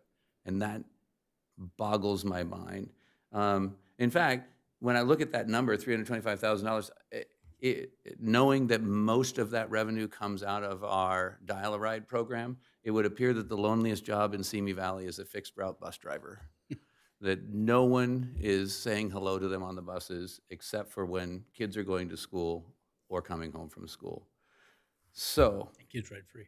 and kids ride free, which, great. And I think that is I love that. So, please explain to me again, because I ask this question each year and sometimes on a regular basis, how does this not cost the city, but just the taxpayers through their state and federal taxes? So the city's transit enterprise fund is not supported at all from the general fund. So the general fund doesn't support the transit system. Transit in America is heavily subsidized by the government, both federal and state government. If transit systems were to charge a fare that's appropriate for cost recovery, you'd be paying $15, $20 a ride, jumping on a bus. And as a result, all of America taxpayers are paying for all the transit systems that are out there in the country. And our system is, as you pointed out, heavily subsidized by the federal government for providing the transit service. So we must be an anomaly that there's no other city in the country that is upside down like this, and that federal and state money is being spent really well on supporting other transit systems. Yeah, probably not. Okay, so this is the stuff that, as a citizen, makes your head spin when you look at this mandate from outside of Simi Valley saying you must do this. And I put all that out there because I think Simi Valley should, because we are fiscally responsible, because we are smart people, and because we do a good job at running our city, can we conceive of a way that would balance that would become closer, that would generate more revenue because people wanted to ride our transit system more? Is there something creative that we can do in the future so that this is such a delta? So we're looking at various different options. One is, instead of the 40-foot buses, we're going to smaller buses. Now, do we need 40-foot buses? Probably not any longer. If ridership is still recovering from pre-COVID times, and that's where you have a lot of, most transit systems are still recovering on ridership from pre-COVID. In fact, there's significant discussion going on right now in Sacramento of transit agencies in California. They're saying we're in a fiscal mess, and especially ones that aren't as subsidized as we are, and where cities are contributing considerably to those programs. So reducing the size of the vehicle, we are shifting more towards, we have a pilot program that's coming up later this calendar year, the microtransit, where we're going to have a dial-a-ride system that is targeted to certain areas of the city that will provide for dial-a-ride service for everyone, not just the physically challenged or senior citizens, that we think can shift people into transit more often, as opposed to those folks that, if you live too far away from a bus stop, you don't want to walk down to the bus stop, you can call our microtransit and be able to use that. So we're trying to shift more towards a dial-a-ride system in that regard, where we think that we're going to have more ridership and be able to recover more because our dial-a-ride system is more cost efficient. So we're looking at those different programs, and we constantly are looking at evaluating. Every 5 years, I believe, we have to do a short-range transit plan that requires us to evaluate our transit system, and we're coming up on that again soon. So we're gonna be able to look at all those options out there, additional options as things come along, to look at how we become more efficient. And then, the type of fuel we use, it's possible that we're able to shift to, all of our vehicles now are low emission. They all run on CNG, and we're hopeful that we can continue that, but the federal government is now pushing for electric vehicles, which would require us to change over our fleet. And that is going to be a cost that we would all have to bear, and that cost has to be subsidized by the federal government. There's no way that we're gonna be able to change over our fleet to an electrical system. Our studies have shown that the electric buses don't necessarily provide the range that we need, especially because we currently provide service over to the San Fernando Valley, we wouldn't be able to make that route on a regular basis. So they're going to have to look at options, including continuing the low emissions, as well as going to pushing more of a hydrogen path that that gets a lot of resistance from the federal government. So all that being said, we're looking at various different options to try and reduce these costs, but will always be a heavily subsidized system. And that's exactly the creativity that I had heard about and expected, and look forward to seeing how we can continue that creativity, because we live now in an Uber, Lyft, or rideshare society where people want to go from where they are to where they need to be, and buses often aren't that. And so dialing up the dial-a-ride, I'm anxious to see how the pilot goes. So, and thank you for that. Okay, Johanna, I have a question for you on a project, a capital project. Now, project number is CP655000013. And the title of the project is City Hall Carpet Replacement. Yes, it is. I see that it's an ongoing project and no additional funds are being requested. So I'd like to ask, when was this project first approved? For my time. Actually, I believe it was originally approved in, and embarrassing to say this, FY 11-12. Before I was sitting here, by the way. Well, excellent work getting that through. So we just hosted potential city managers, and we definitely portrayed fiscal frugalism to anyone who came through. But that process ended, so I think we can go ahead and replace the carpets now. I also am not sure that the packing tape is that's covering the holes in the carpet is OSHA approved. So if we could move that project forward, I would appreciate it. Will do. And that, Mr. Mayor, is the end of my questions. Councilmember Litster. How can I follow up that request? No, actually, I'm glad. Actually, one of my questions was not about carpeting, no, but it was actually about what was the difference between microtransit and dial-a-ride, page 7. You already answered that question. Thank you, Brian. And just to be even more clear, microtransit actually uses smaller vehicles. They're the It says electric vans. Is Yeah, what it your says. typical electric van that you would see, a Chrysler Pacificas, I think what they are. So they're not as large as the dial-a-ride vehicles. Yeah. Well, very good. We'll see how that all goes. I like it.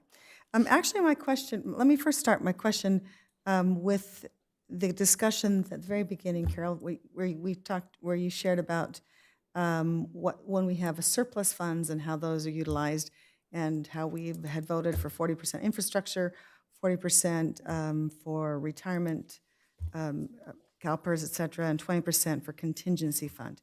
And so if I understand correctly, that in 22-23, that you can put that chart back up if you'd like to, the $4,571,705, got the number right, I believe, that's being allocated, and then not only $400,000 to the contingency fund. And then you made the statement, and it's also in our staff report, that because the contingency fund has been capped at $2 million, you were going to put $40,000 there, which made for more than 40%, slightly more for the infrastructure, et cetera. I guess my first question is, how did we arbitrarily decide that which rule to break? I mean, contingency fund, we have a rule, it has to be but not a rule. Rule is too strong, no more than $2 million. We've made a stipulation 40%. I guess it doesn't say no more than 40%, but it says 40%. So we chose to go, not that I'm saying it's wrong, I'm just curious how that decision was made. Because in essence, one of them, one of those policies had to be changed, basically, do you see what I'm saying? Does that make sense? One of those policies, either the 40% policy or the $2 million policy, had to be exceeded. And I was just curious how that decision was made. So you're actually backing into if you have 0, then you allocate 40, 40, 20%. Correct. In this instance, this fiscal year will likely end with a contingency fund with a fund balance of $1.6 million. So in order to get to that $2 million, it only needs another $400,000. Now, when the policy was adopted by the city council, it was staff's recommendation to do the 40-40-20, capping the contingency fund at $2 million, because we don't need that.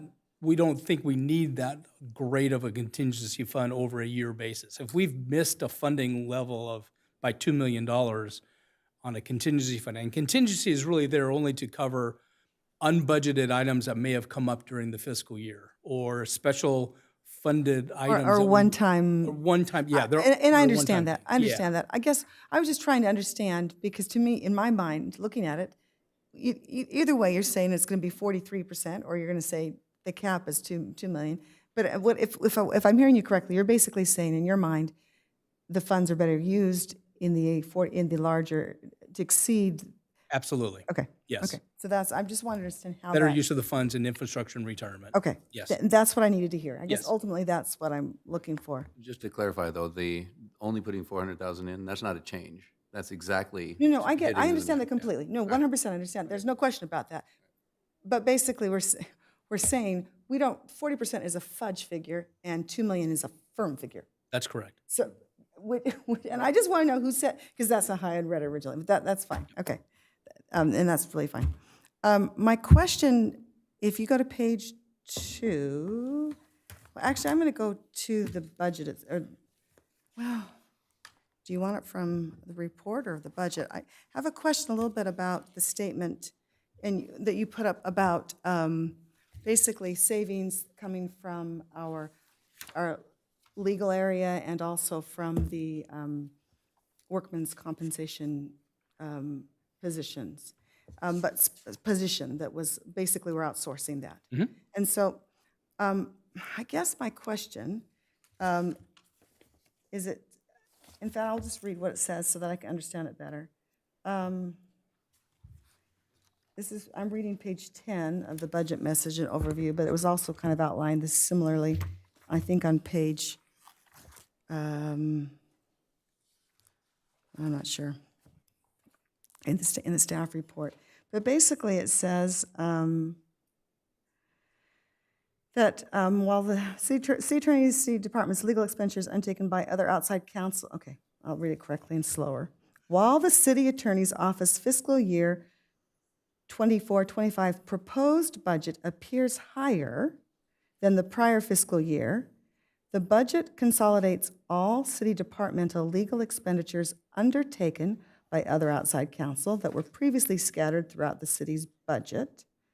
And for fiscal year 24-25 forward, with few exceptions, all legal services are handled by the city's legal team, et cetera, et cetera. So I guess my question is, because I'd like eventually to do a comparison. So you're making this statement, and it's a good statement, but I guess I want to see the figures. And I don't know how we can go about comparing those figures. Exactly what legal costs did we have in the year 2023-24 versus what we're going to have 22-23 versus 23-24. Sure. I mean, that's a good statement to make, but how do we actually look at that statement? So I can tell you that in fiscal year 23-24, the one we're currently in, there is $326,500 budgeted for outside legal costs that are not Burke, and they are not internal. So another law firm was handling that cost. In the proposed budget, that cost is down to $115,000 roughly. And that's a budgeted number as opposed to, it's not expensed. So, and then if you look further back in 22-23, the amount was over $1 million. So we've slowly been able to cut back on our outside legal cost. We're more than happy to put together a chart or whatever you'd like to see, and we can distribute that to the council to show. But what we've done is each department, previously to this fiscal year, the current fiscal year, each department would budget their own outside legal expenses. And like planning would go outside our city attorney's office and seek an attorney to get advised on planning issues, housing issues, things of that nature. And they would not do that through our city attorney? It was entirely... We don't need to now. Well, no, they were not. That's correct. Without any conversation or approval, they just arbitrarily did it themselves? That's correct. So, and the other departments would do that as well. So now we have full service legal fees, full service legal service that is able to do that in-house and internally now at a rate that, at an hourly rate that is generally less than we would have been charged for outside legal services in the past. I'm assuming we're talking about legal services that require somebody that's specialized in an area. That's correct. Well, I'm surprised that that wouldn't have been coordinated. I mean, I understand going outside, but that wouldn't have at least had a conversation with our city attorney. Everyone, I mean, I don't want to say there's not a conversation, but the issues we did not have in terms of specifically in planning or housing or things like that, we didn't have internal expertise. So we would go out and do that. And I understand going out to do that. I'm just surprised it wasn't coordinated through our city attorney in some way. But, okay, and you're saying it wasn't in any way? It was not. Each department had their own outside legal budget. And however, what's being proposed to you now, all of that is consolidated into the city attorney's office. Okay, well, I appreciate that, I appreciate understanding that explanation. And Al, this is absolutely zero, I want you to take that, not you to take this personal in any way, or your performance. I'm just trying to be sure we're being fiscally responsible. And so, okay, well, thank you for that, understanding that answer. You mentioned 2.7 million coming from the general fund for capital projects. And then that whole list of all the stuff, which is much larger, coming from all the other funds. Just curious, do we know where that 2.7 million specifically is going? Is it streets and, A majority of it is, yeah, there's 1.5 going to minor streets, there's 500,000 going to major streets, so that's 2 million of it. And I'd have to, I'm sure it was in here and I missed it, I'm sorry. I just notes. easier make you do it for me. sure, yeah. Yeah, and- he's and hoping then- potholes.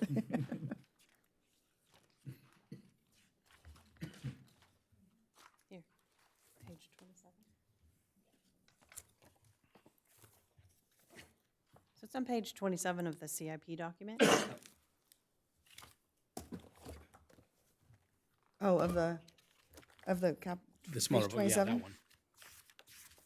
So we have 120,000 going to the curb gutter, asphalt, and sidewalk repairs, $60,000 going to the Los Angeles West First Street Bridge rehabilitation, 22,000 going to the Madera Road Bridge rehab south of the 118, $900,000 going to the streets rehab program, $1 million going to the minor streets overlay program, $50,000 going to the sign repair and replacement program, $500,000 going to the slurry seal and crack seal project, $50,000 going to stormwater structural capture and treatment projects, and $50,000 for street removal and stump grinding findings.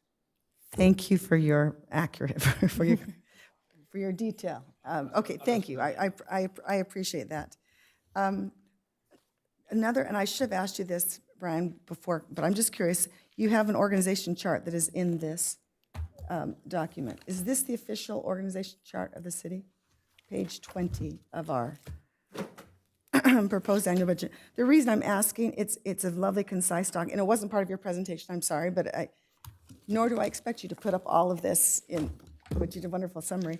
The reason I ask, I thought it was interesting that certainly it lists all of the major organizations and what they're responsible for, but I don't see, it appears like it's leaving off library, senior center. Obviously, I know that reports to sure. you, but is that? Yeah, this is really, it is the official chart, but it does, those things fall under the city manager's office. And I know that. I guess I would encourage that we add to that official chart to include all of that, because Yeah. I think it's so integral to. There actually is another one, no, I don't believe it's in. Okay, that's, Yes, In your if you go department. to our department, page 57, you would find it there. But and I but point understand. well I taken. just think yes. it should be on the main, if this is what we put out to people, I'd love them to know that they're, where, if they have a question about libraries or senior center, et cetera, where it is housed. So, okay. Fair enough, yep. Thank you. One, I think maybe this last question. When it's all said and done, I know that every department doesn't get all the things that they want. They come and sit down and have a conversation, and there's, in fact, we have a section at the end that is, if I'm not mistaken, basically was even labeled as supplemental, what is it? Basically, after supplemental schedules, it's basically the things that didn't get approved. Is that?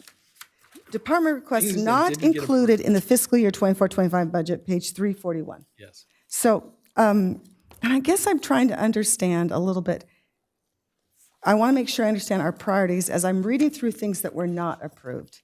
And specifically, I guess, page 348, it was the desire for overtime so that we could have more building inspectors and to be faster. So I'm just trying to, I know I'm totally putting you on the spot. How is that decision made? A lot of it's done on priorities. A lot of it's done on management issues. Are these things that management can better manage? Sure. In particular, in this particular one.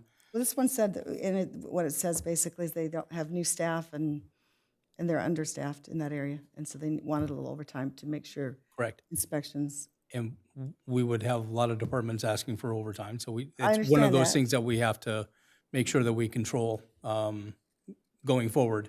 It's easy to, and I'm not saying they don't need it, but oftentimes it becomes a management issue on managing your staff and whether we can do overtime or whether we can't. I mean, we strive to do inspections within 24 hours.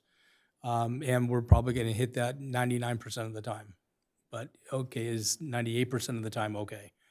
So those are internal I'm glad to discussions. know that because I've had some commentary from people saying it's taken quite a while to get in. So maybe it was just anecdotal. And it is so possible. Okay, Sure. this will be, I'm not holding you accountable to what was not approved but at this moment, but I guess I will look at this more closely and Sure. we'll talk more about it. I wish we could fund them all. No, I get Yeah. it, and I just wanted to understand how that process worked a Sure. little better. I just want to say I thank you for the efforts. I recognize that it's a little bit of a tightrope to get it in so close, but thank you for giving us a balanced budget where the assumptions are reasonable. And I know that you can do all sorts of things with assumptions to make the numbers balance, but at least as I read this document, many of the assumptions that were used seemed very, very reasonable and very conservative in application. So I just want to say thank you.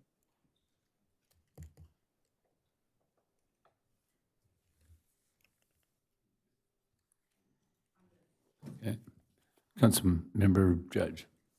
I just wanted to thank the staff for a very comprehensive budget report. I thought it was very understandable, and I like the fact that we are doing pretty well compared to a lot of other cities in our county. So thank you again for all your hard work. Okay, I'll talk too. Councilmember Kavanaugh.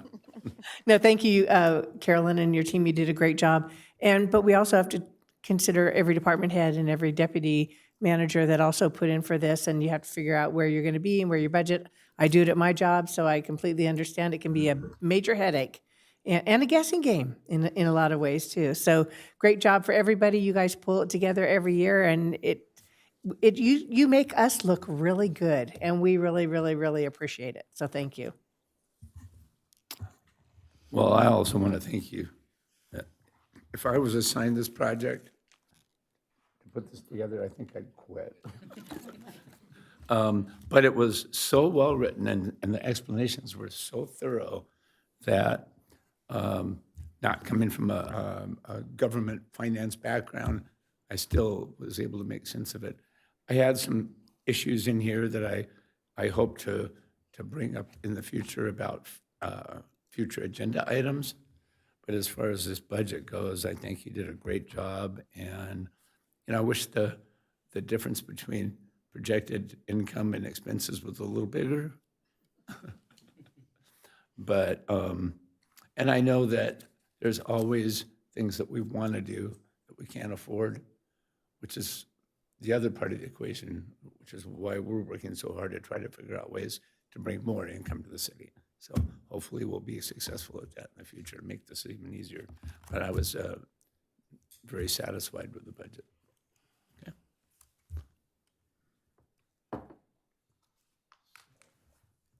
I'm ready to make a motion if you are. Please. All right. I move to approve the Simi Valley Transit Fiscal Year 24-25 program of projects to be forwarded to the Ventura County Transportation Commission, and I move to adopt resolution number 2023-22, authorizing the city manager to execute and submit the filing grant applications with the FTA, and I move to adopt resolution number 2024-23 to delete the general unit designated classification and related salary range of printer. And 4, I move to adopt resolution number 2024-24/WWD-297/SA-13/PL-34. approving the fiscal year 2024-25 annual budget and the 5-year capital improvement program for fiscal year 2024-25 to fiscal year 2028-29, incorporating the previously adopted budgets for the Cultural Arts Center and Council on Aging. Second. Call for a vote.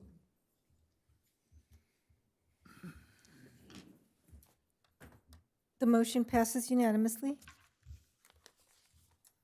And a round of applause for all those good folks. And yes, but thank you to everyone out there. I know you all had a hand in this whole process, so thank you.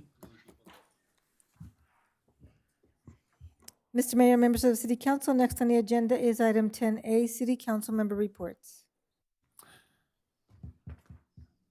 Councilmember Litster, please. Thank you. And so let me begin with Tuesday, May the 21st. That was actually when I attended the Neighborhood Council number 4. I appreciated the presentations there that they had on sanitation, recycling, and human, and what our detective who was working with human trafficking. Anyways, it's lovely to see what is happening, what is being done in the city, and how it's being shared with the neighborhood councils. They also had new elections at that time, and it's always great to see people willing to come forward and serve and have more responsibility, even when they know it's time commitment. So thank you to Neighborhood Council for it. It was great to attend your meeting. On Wednesday, May 22nd, attended the Neighborhood Council 3 and 4 interviews with Mayor Pro Tem Rocky Rhodes, and that was certainly enjoyable and met a lot of great people also who are willing to serve. Thank you to all those. Afterwards, I attended the Simi Valley PTA PTSA Council's Honorary Service Awards dinner, and what I loved is that our own police force, our school resource officers, received honorary service awards. I thought it was lovely that the parent-teacher organization recognized the service of our officers and what a difference it makes in the school environment. And so that was very, very lovely. Thursday, May 23rd, I briefly attended the Community Games closing ceremonies with Councilmember Mike Judge, and what a great event that is. The games going on with the seniors are very competitive, very fun, and just was a lovely event. And thank you to all those who put that closing ceremonies on, complete with pasta, dinner, etc. It was quite the event. Also attended Wood Ranch's open house that night. Thank you to the schools and all of our wonderful teachers as they're winding to a close. This is the last week in case people were not keeping track, and I know they're just trying to make it to the finish line. So thank you to our wonderful educators in our community. Of course, this was that weekend was our Memorial Day weekend, and it was great to be part of some events that honored our war heroes who did not come home.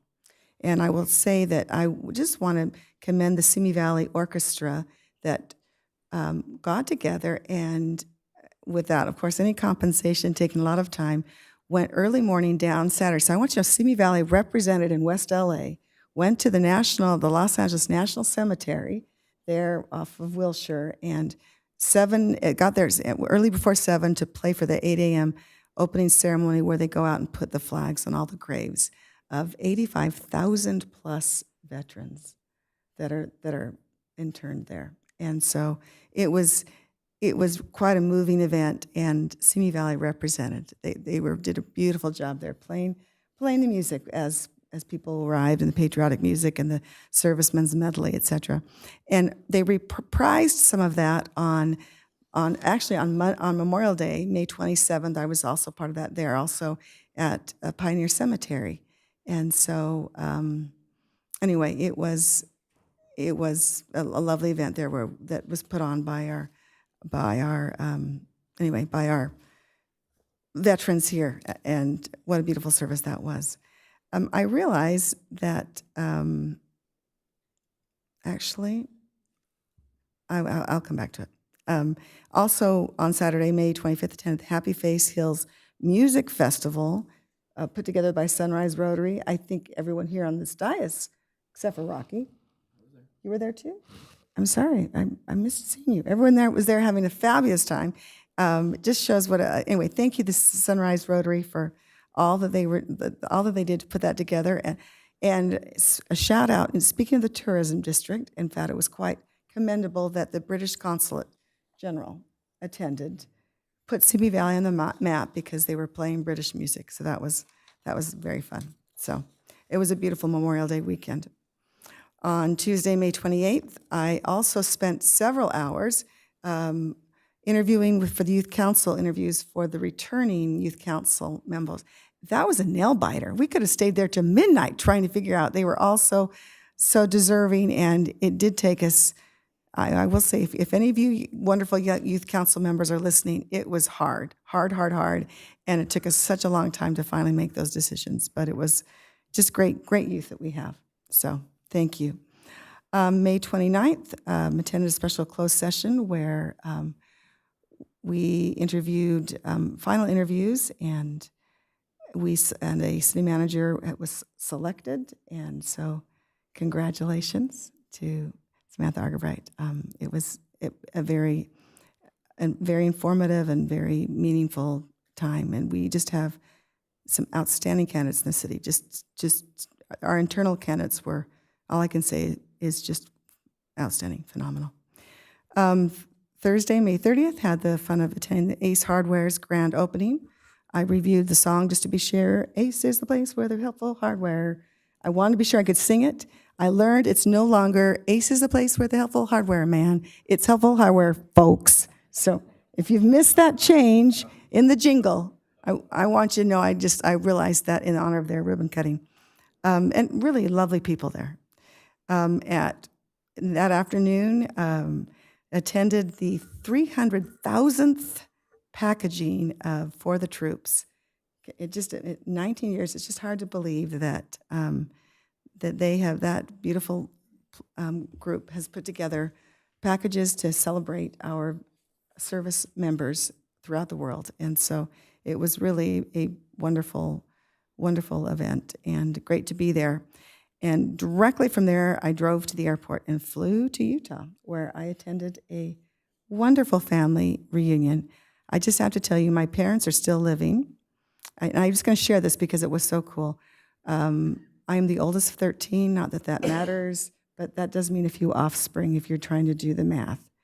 And so we had the board up with the magnets, and potentially 102 people could have attended. If you count, we're just talking, brothers, sisters, direct descendants.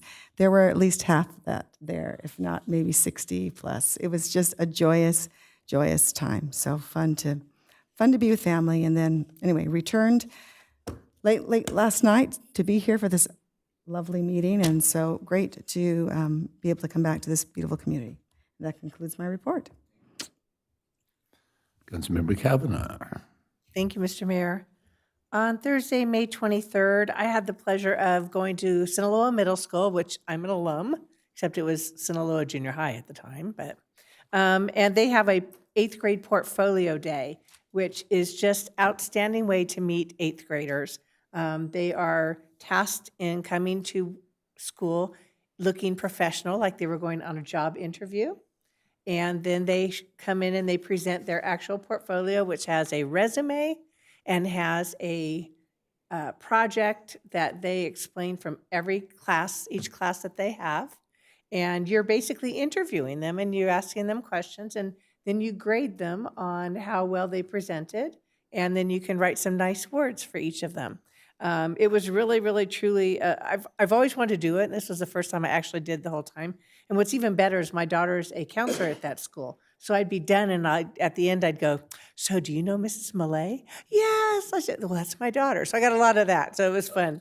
And she got a lot of, we met your mom. So it was really a fun day. It's a great thing to do. If there were other community members there that I knew, Pilar was there, Michelle Scharf, and there were just a lot of people there.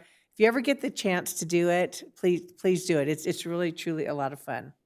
On Saturday, May 25th, like Councilmember Litster said, we all attended the Happy Face Music Festival. at Rancho Santa Susana Park. The mayor and I were pouring beer in the back in the VIP section, and we were doing a grand old job. And then Councilmember Judge and his beautiful wife came and relieved us. So, but we really did have a great time. It was a great festival, great turnout. It's grown each year. Simi Sunrise is doing a great job. I wish my club would have thought of it, but that's okay. They're doing all the work. So it's a great event for our community, and it brings in tourism dollars. So good thing for everybody. I also attended on May 29th the special closed session, and we were here a long time, and it was a really interesting and very informative and very good chance to interview two of the best applicants I've ever interviewed for city council or for city manager. So congratulations, Samantha. And then on June 1st, I wasn't able to attend the Ace Hardware opening that day, so I made sure and took my grandsons to their grand opening on Saturday. And it was really a great turnout. They had arts and crafts for the kids. They had grilling stuff going on outside. So it was really, really a lot of fun. And so I got to at least visit and say hi. And I introduced myself, to a couple people there and said, sorry, couldn't make it to the ribbon cutting, but I wanted to make sure I came by. And went to Slice House. Very, very good. That was my first time there. I know Fred lives there. And the only other thing I wanted to say about Saturday, June 1st, Ventura County Animal Services had a free adoption day again. And we had 30 dogs, 10 cats, 1 turtle, and 1 other, and I don't remember. I think it was a rabbit, but go out. So it was a very great day for the Animal Services, and they posted some pictures of some of the families taking their new family members, and it's really just a heartwarming thing. The little boy that took the turtle, I've never seen a little boy grin that big. He was just so excited. So congratulations to them, and we're working on getting a new director.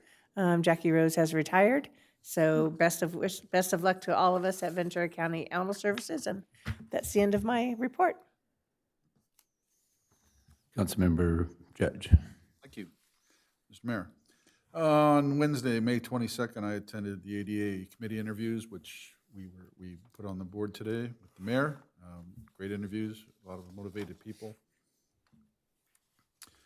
Thursday, May 23rd, I attended along with Councilmember Lister, the community games closing ceremonies. I want to thank our partners in the community, the Park District, for helping out with that and for doing most of the heavy lifting as far as getting the games together. And I also want to thank the Simi Valley Kiwanis for putting on the dinner. Thank you very much. Couldn't do without all help. On Saturday, May 25th, I did attend the Happy Face Music Festival. I was happy to pour beer for the Rotary Club and keep a lot of people happy there in the VIP tent. I was amazed to see that the Consul General of the British Embassy or the British Consul came. That was great. Could have knocked me over when he told me to get them to come. So that was awesome. On Monday, May 27th, I too celebrated Memorial Day over at Rancho Simi Pioneer Cemetery. I was there wearing 2 hats, obviously. I was there for the city always, and I was there with the Elks Lodge. We all posted wreaths on the military symbols, and it was very heartfelt, very warming thing. Kind of goes in hand with our parade of heroes over there on Alamo Street with our banners. Never forget. On Wednesday, May 29th, I attended the special closed session where we did choose our city manager. Great interviews by both. It was a great job, and it was a hard call, but we're going to have a great city going forward. Brian, you're still doing that to me, man. Whatever. He's going away. On Thursday, May 30th, had to go down to VCTC's Admin and Finance Committee where we looked at our budget and got that approved and pushed on to the entire committee this Friday. On 1 o'clock, I attended the For the Troops sending their 300,000 package along with the mayor, Councilmember Lister, and Rocky was there. Rocky was there. Always love that when they do that. If you have the opportunity and the wherefore, please think about donating to For the Troops because they are in need of postage money. Later that evening, I attended the Affordable Housing Subcommittee with Mayor Pro Tem Rhodes. where we approved a couple projects going forward. The old Doctors Hospital property, putting some apartments in there and helping them out with their financing to make some low-income units in our city. On Friday, May 31st, attended the VTTF, that's the Ventura County Taxpayers Foundation Economic Forecast over in Westlake. The forecast for Ventura County is stagnant, to say the least. We don't have a lot of room left for growth, and there's not a lot of stuff coming in, but the economy is strong. Our housing prices are up, and we are one of the, now we have one of the, I don't know if it is great or dubious, titles of being one of the most expensive counties to live in the United States of America. I don't know what that means. But Thursday, May 23rd, I'm sorry, I lost my track. Saturday, we had an Eagle Court of Honor over at St. Peter Claver. The mayor and I attended that, and we were able to honor the 3 scouts that were there, and one wasn't, but they all got their certificates from the city. Always great to go to those Eagle Courts of Honor. And on Sunday, June 2nd, I attended a second Eagle Court of Honor over at the Elks Lodge, where we did honor 4 scouts again. Great job to all of them. Thank you to those scouts, and thank you for those parents and the supportive people of those troops for giving us 8 outstanding, hopefully forever, outstanding citizens. That's the end of my report. Mayor Pro Tem Rhodes. Thank you, Mr. Mayor. On May 22nd, I attended the Chamber Legislative Affairs Committee call, Zoom call, and I gave a city update and a list of legislation that we're following. And later that day, with Councilwoman Litster, we did the interviews for Neighborhood Councils 3 and 4. On Thursday, the 23rd, we did interviews for the Arts Foundation Board with Mayor Thomas. On May 25th, Saturday, I did volunteer at the Happy Face Music Festival, and I took the early shift because I thought pulling beer early would be a light-duty job, but I forgot we live in Simi Valley, and also in the VIP tent, and my elbow was sore, and then I left. And thank you to the Rotary Club for pulling it off. It was another amazing event that made Simi Valley look great, drew tourism, and having the Consulate General there was pretty amazing. Let's see. On Monday, the 27th, I attended the Memorial Day event at Pioneer Cemetery. I want to thank everybody that makes that cemetery a great place to be, from the cemetery board, the Rotary Club that redid the memorial wall, and the VFW that was running the event. I was impressed by the turnout, and I need to coattail on something that you participated in. The orchestra was there, and one of the VFW people turned around to me and said, "You know, we're the envy of all VFWs because we have an orchestra." And I'm like, right on, go see me. So let's see. And I went from there and attended a nice celebration at the Elks Lodge and enjoyed my time with them. On Tuesday, the 28th, had some backed up meetings. I met with Bernardo Perez from the Community College District on a number of topics, and I chose to meet at IHOP because my next meeting was just across the parking lot. And when I got there and I was waiting for Bernardo to show up, in walks the mayor. I'm like, "I didn't know you were in this meeting." He says, "I'm just having breakfast." So, so no violation of the Brown Act. After that meeting, I walked across the parking lot and met with Amar from CWA, and we were brainstorming some location ideas so they could increase service and lower their operating costs. On Wednesday, the 29th, I attended the special closed session, and I think our rest of the council members have encapsulated it perfectly. A difficult decision with fantastic candidates, and Samantha, congratulations. Right after that session, I did something fun that I hope will be a benefit to the city. I went with Anna Medina from our staff to Ventura, where we toured 3 different facilities where artists could live, work, and show their work.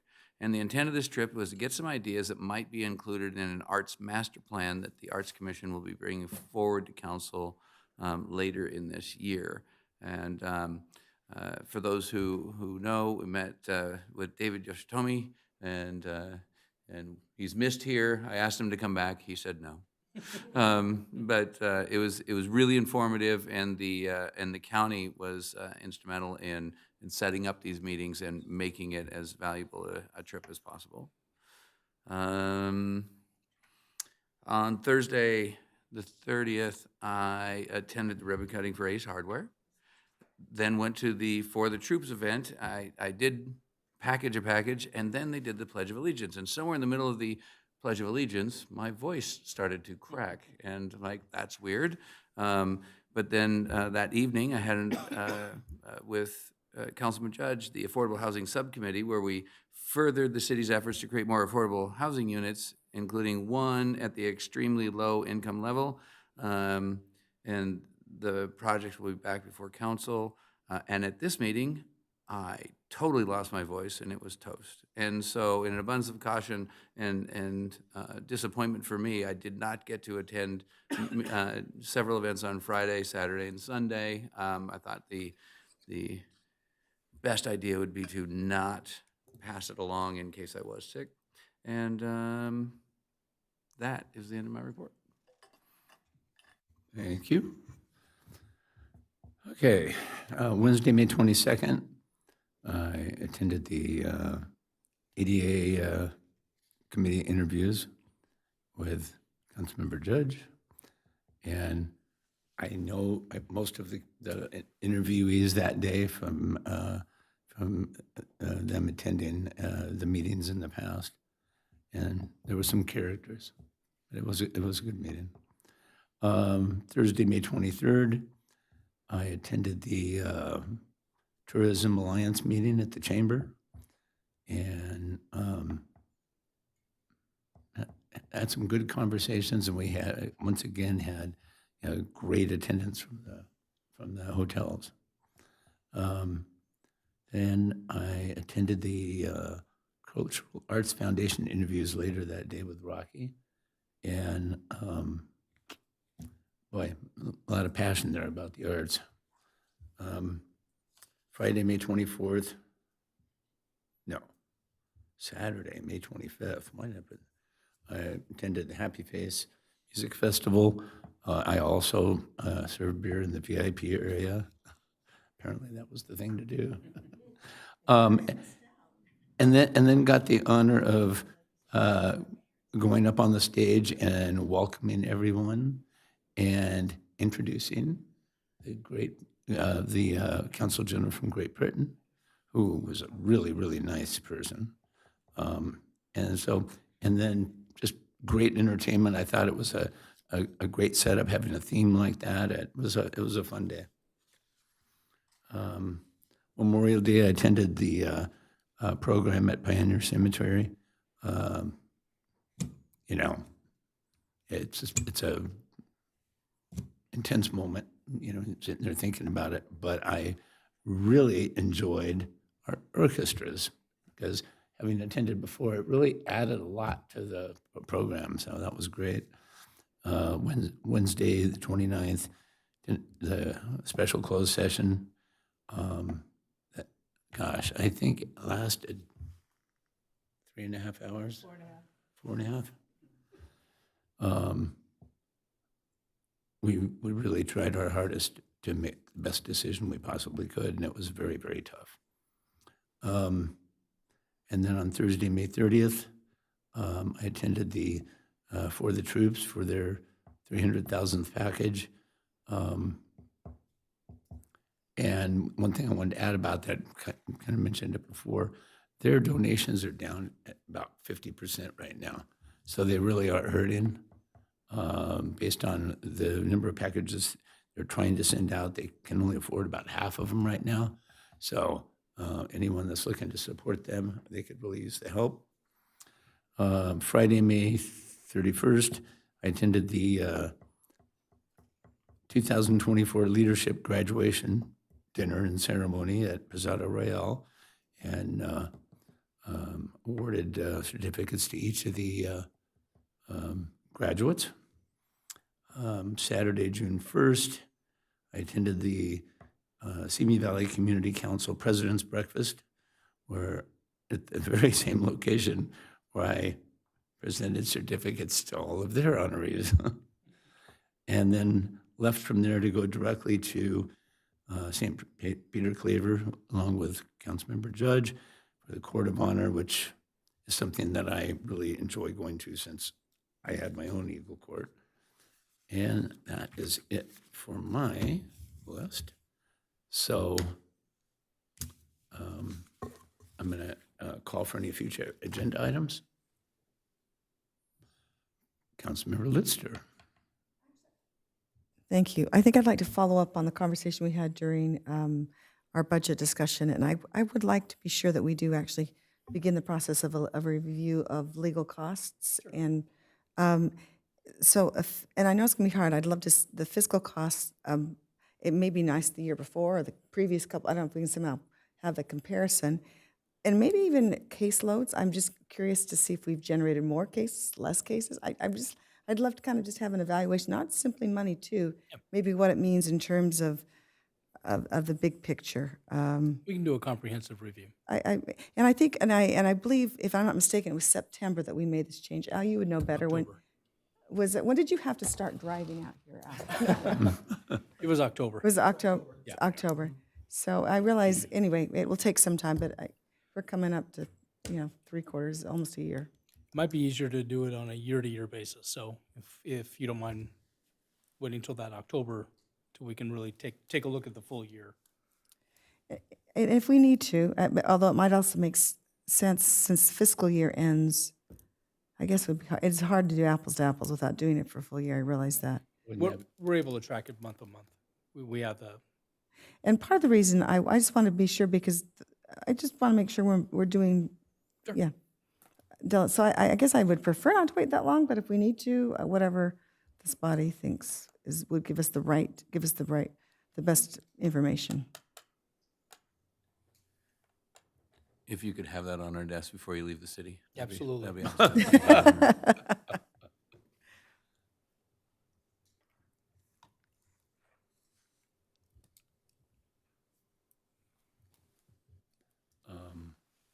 Anyone else? I don't know if this is appropriate for agenda item, but I'd like to get an update on where we're at on our solution to tracking progress on projects in the city.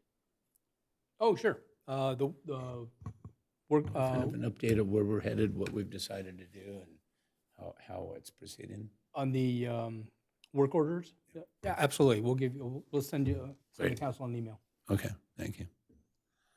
All right, so with that, I'm going to adjourn this meeting in memory of Colleen Donson, Michelle Foster's aunt, George and Ann Burkow, Michelle Foster's parents, and Jill Kramer, former HR staff member of the city. Thank you, everybody, for hanging out, and have a nice evening.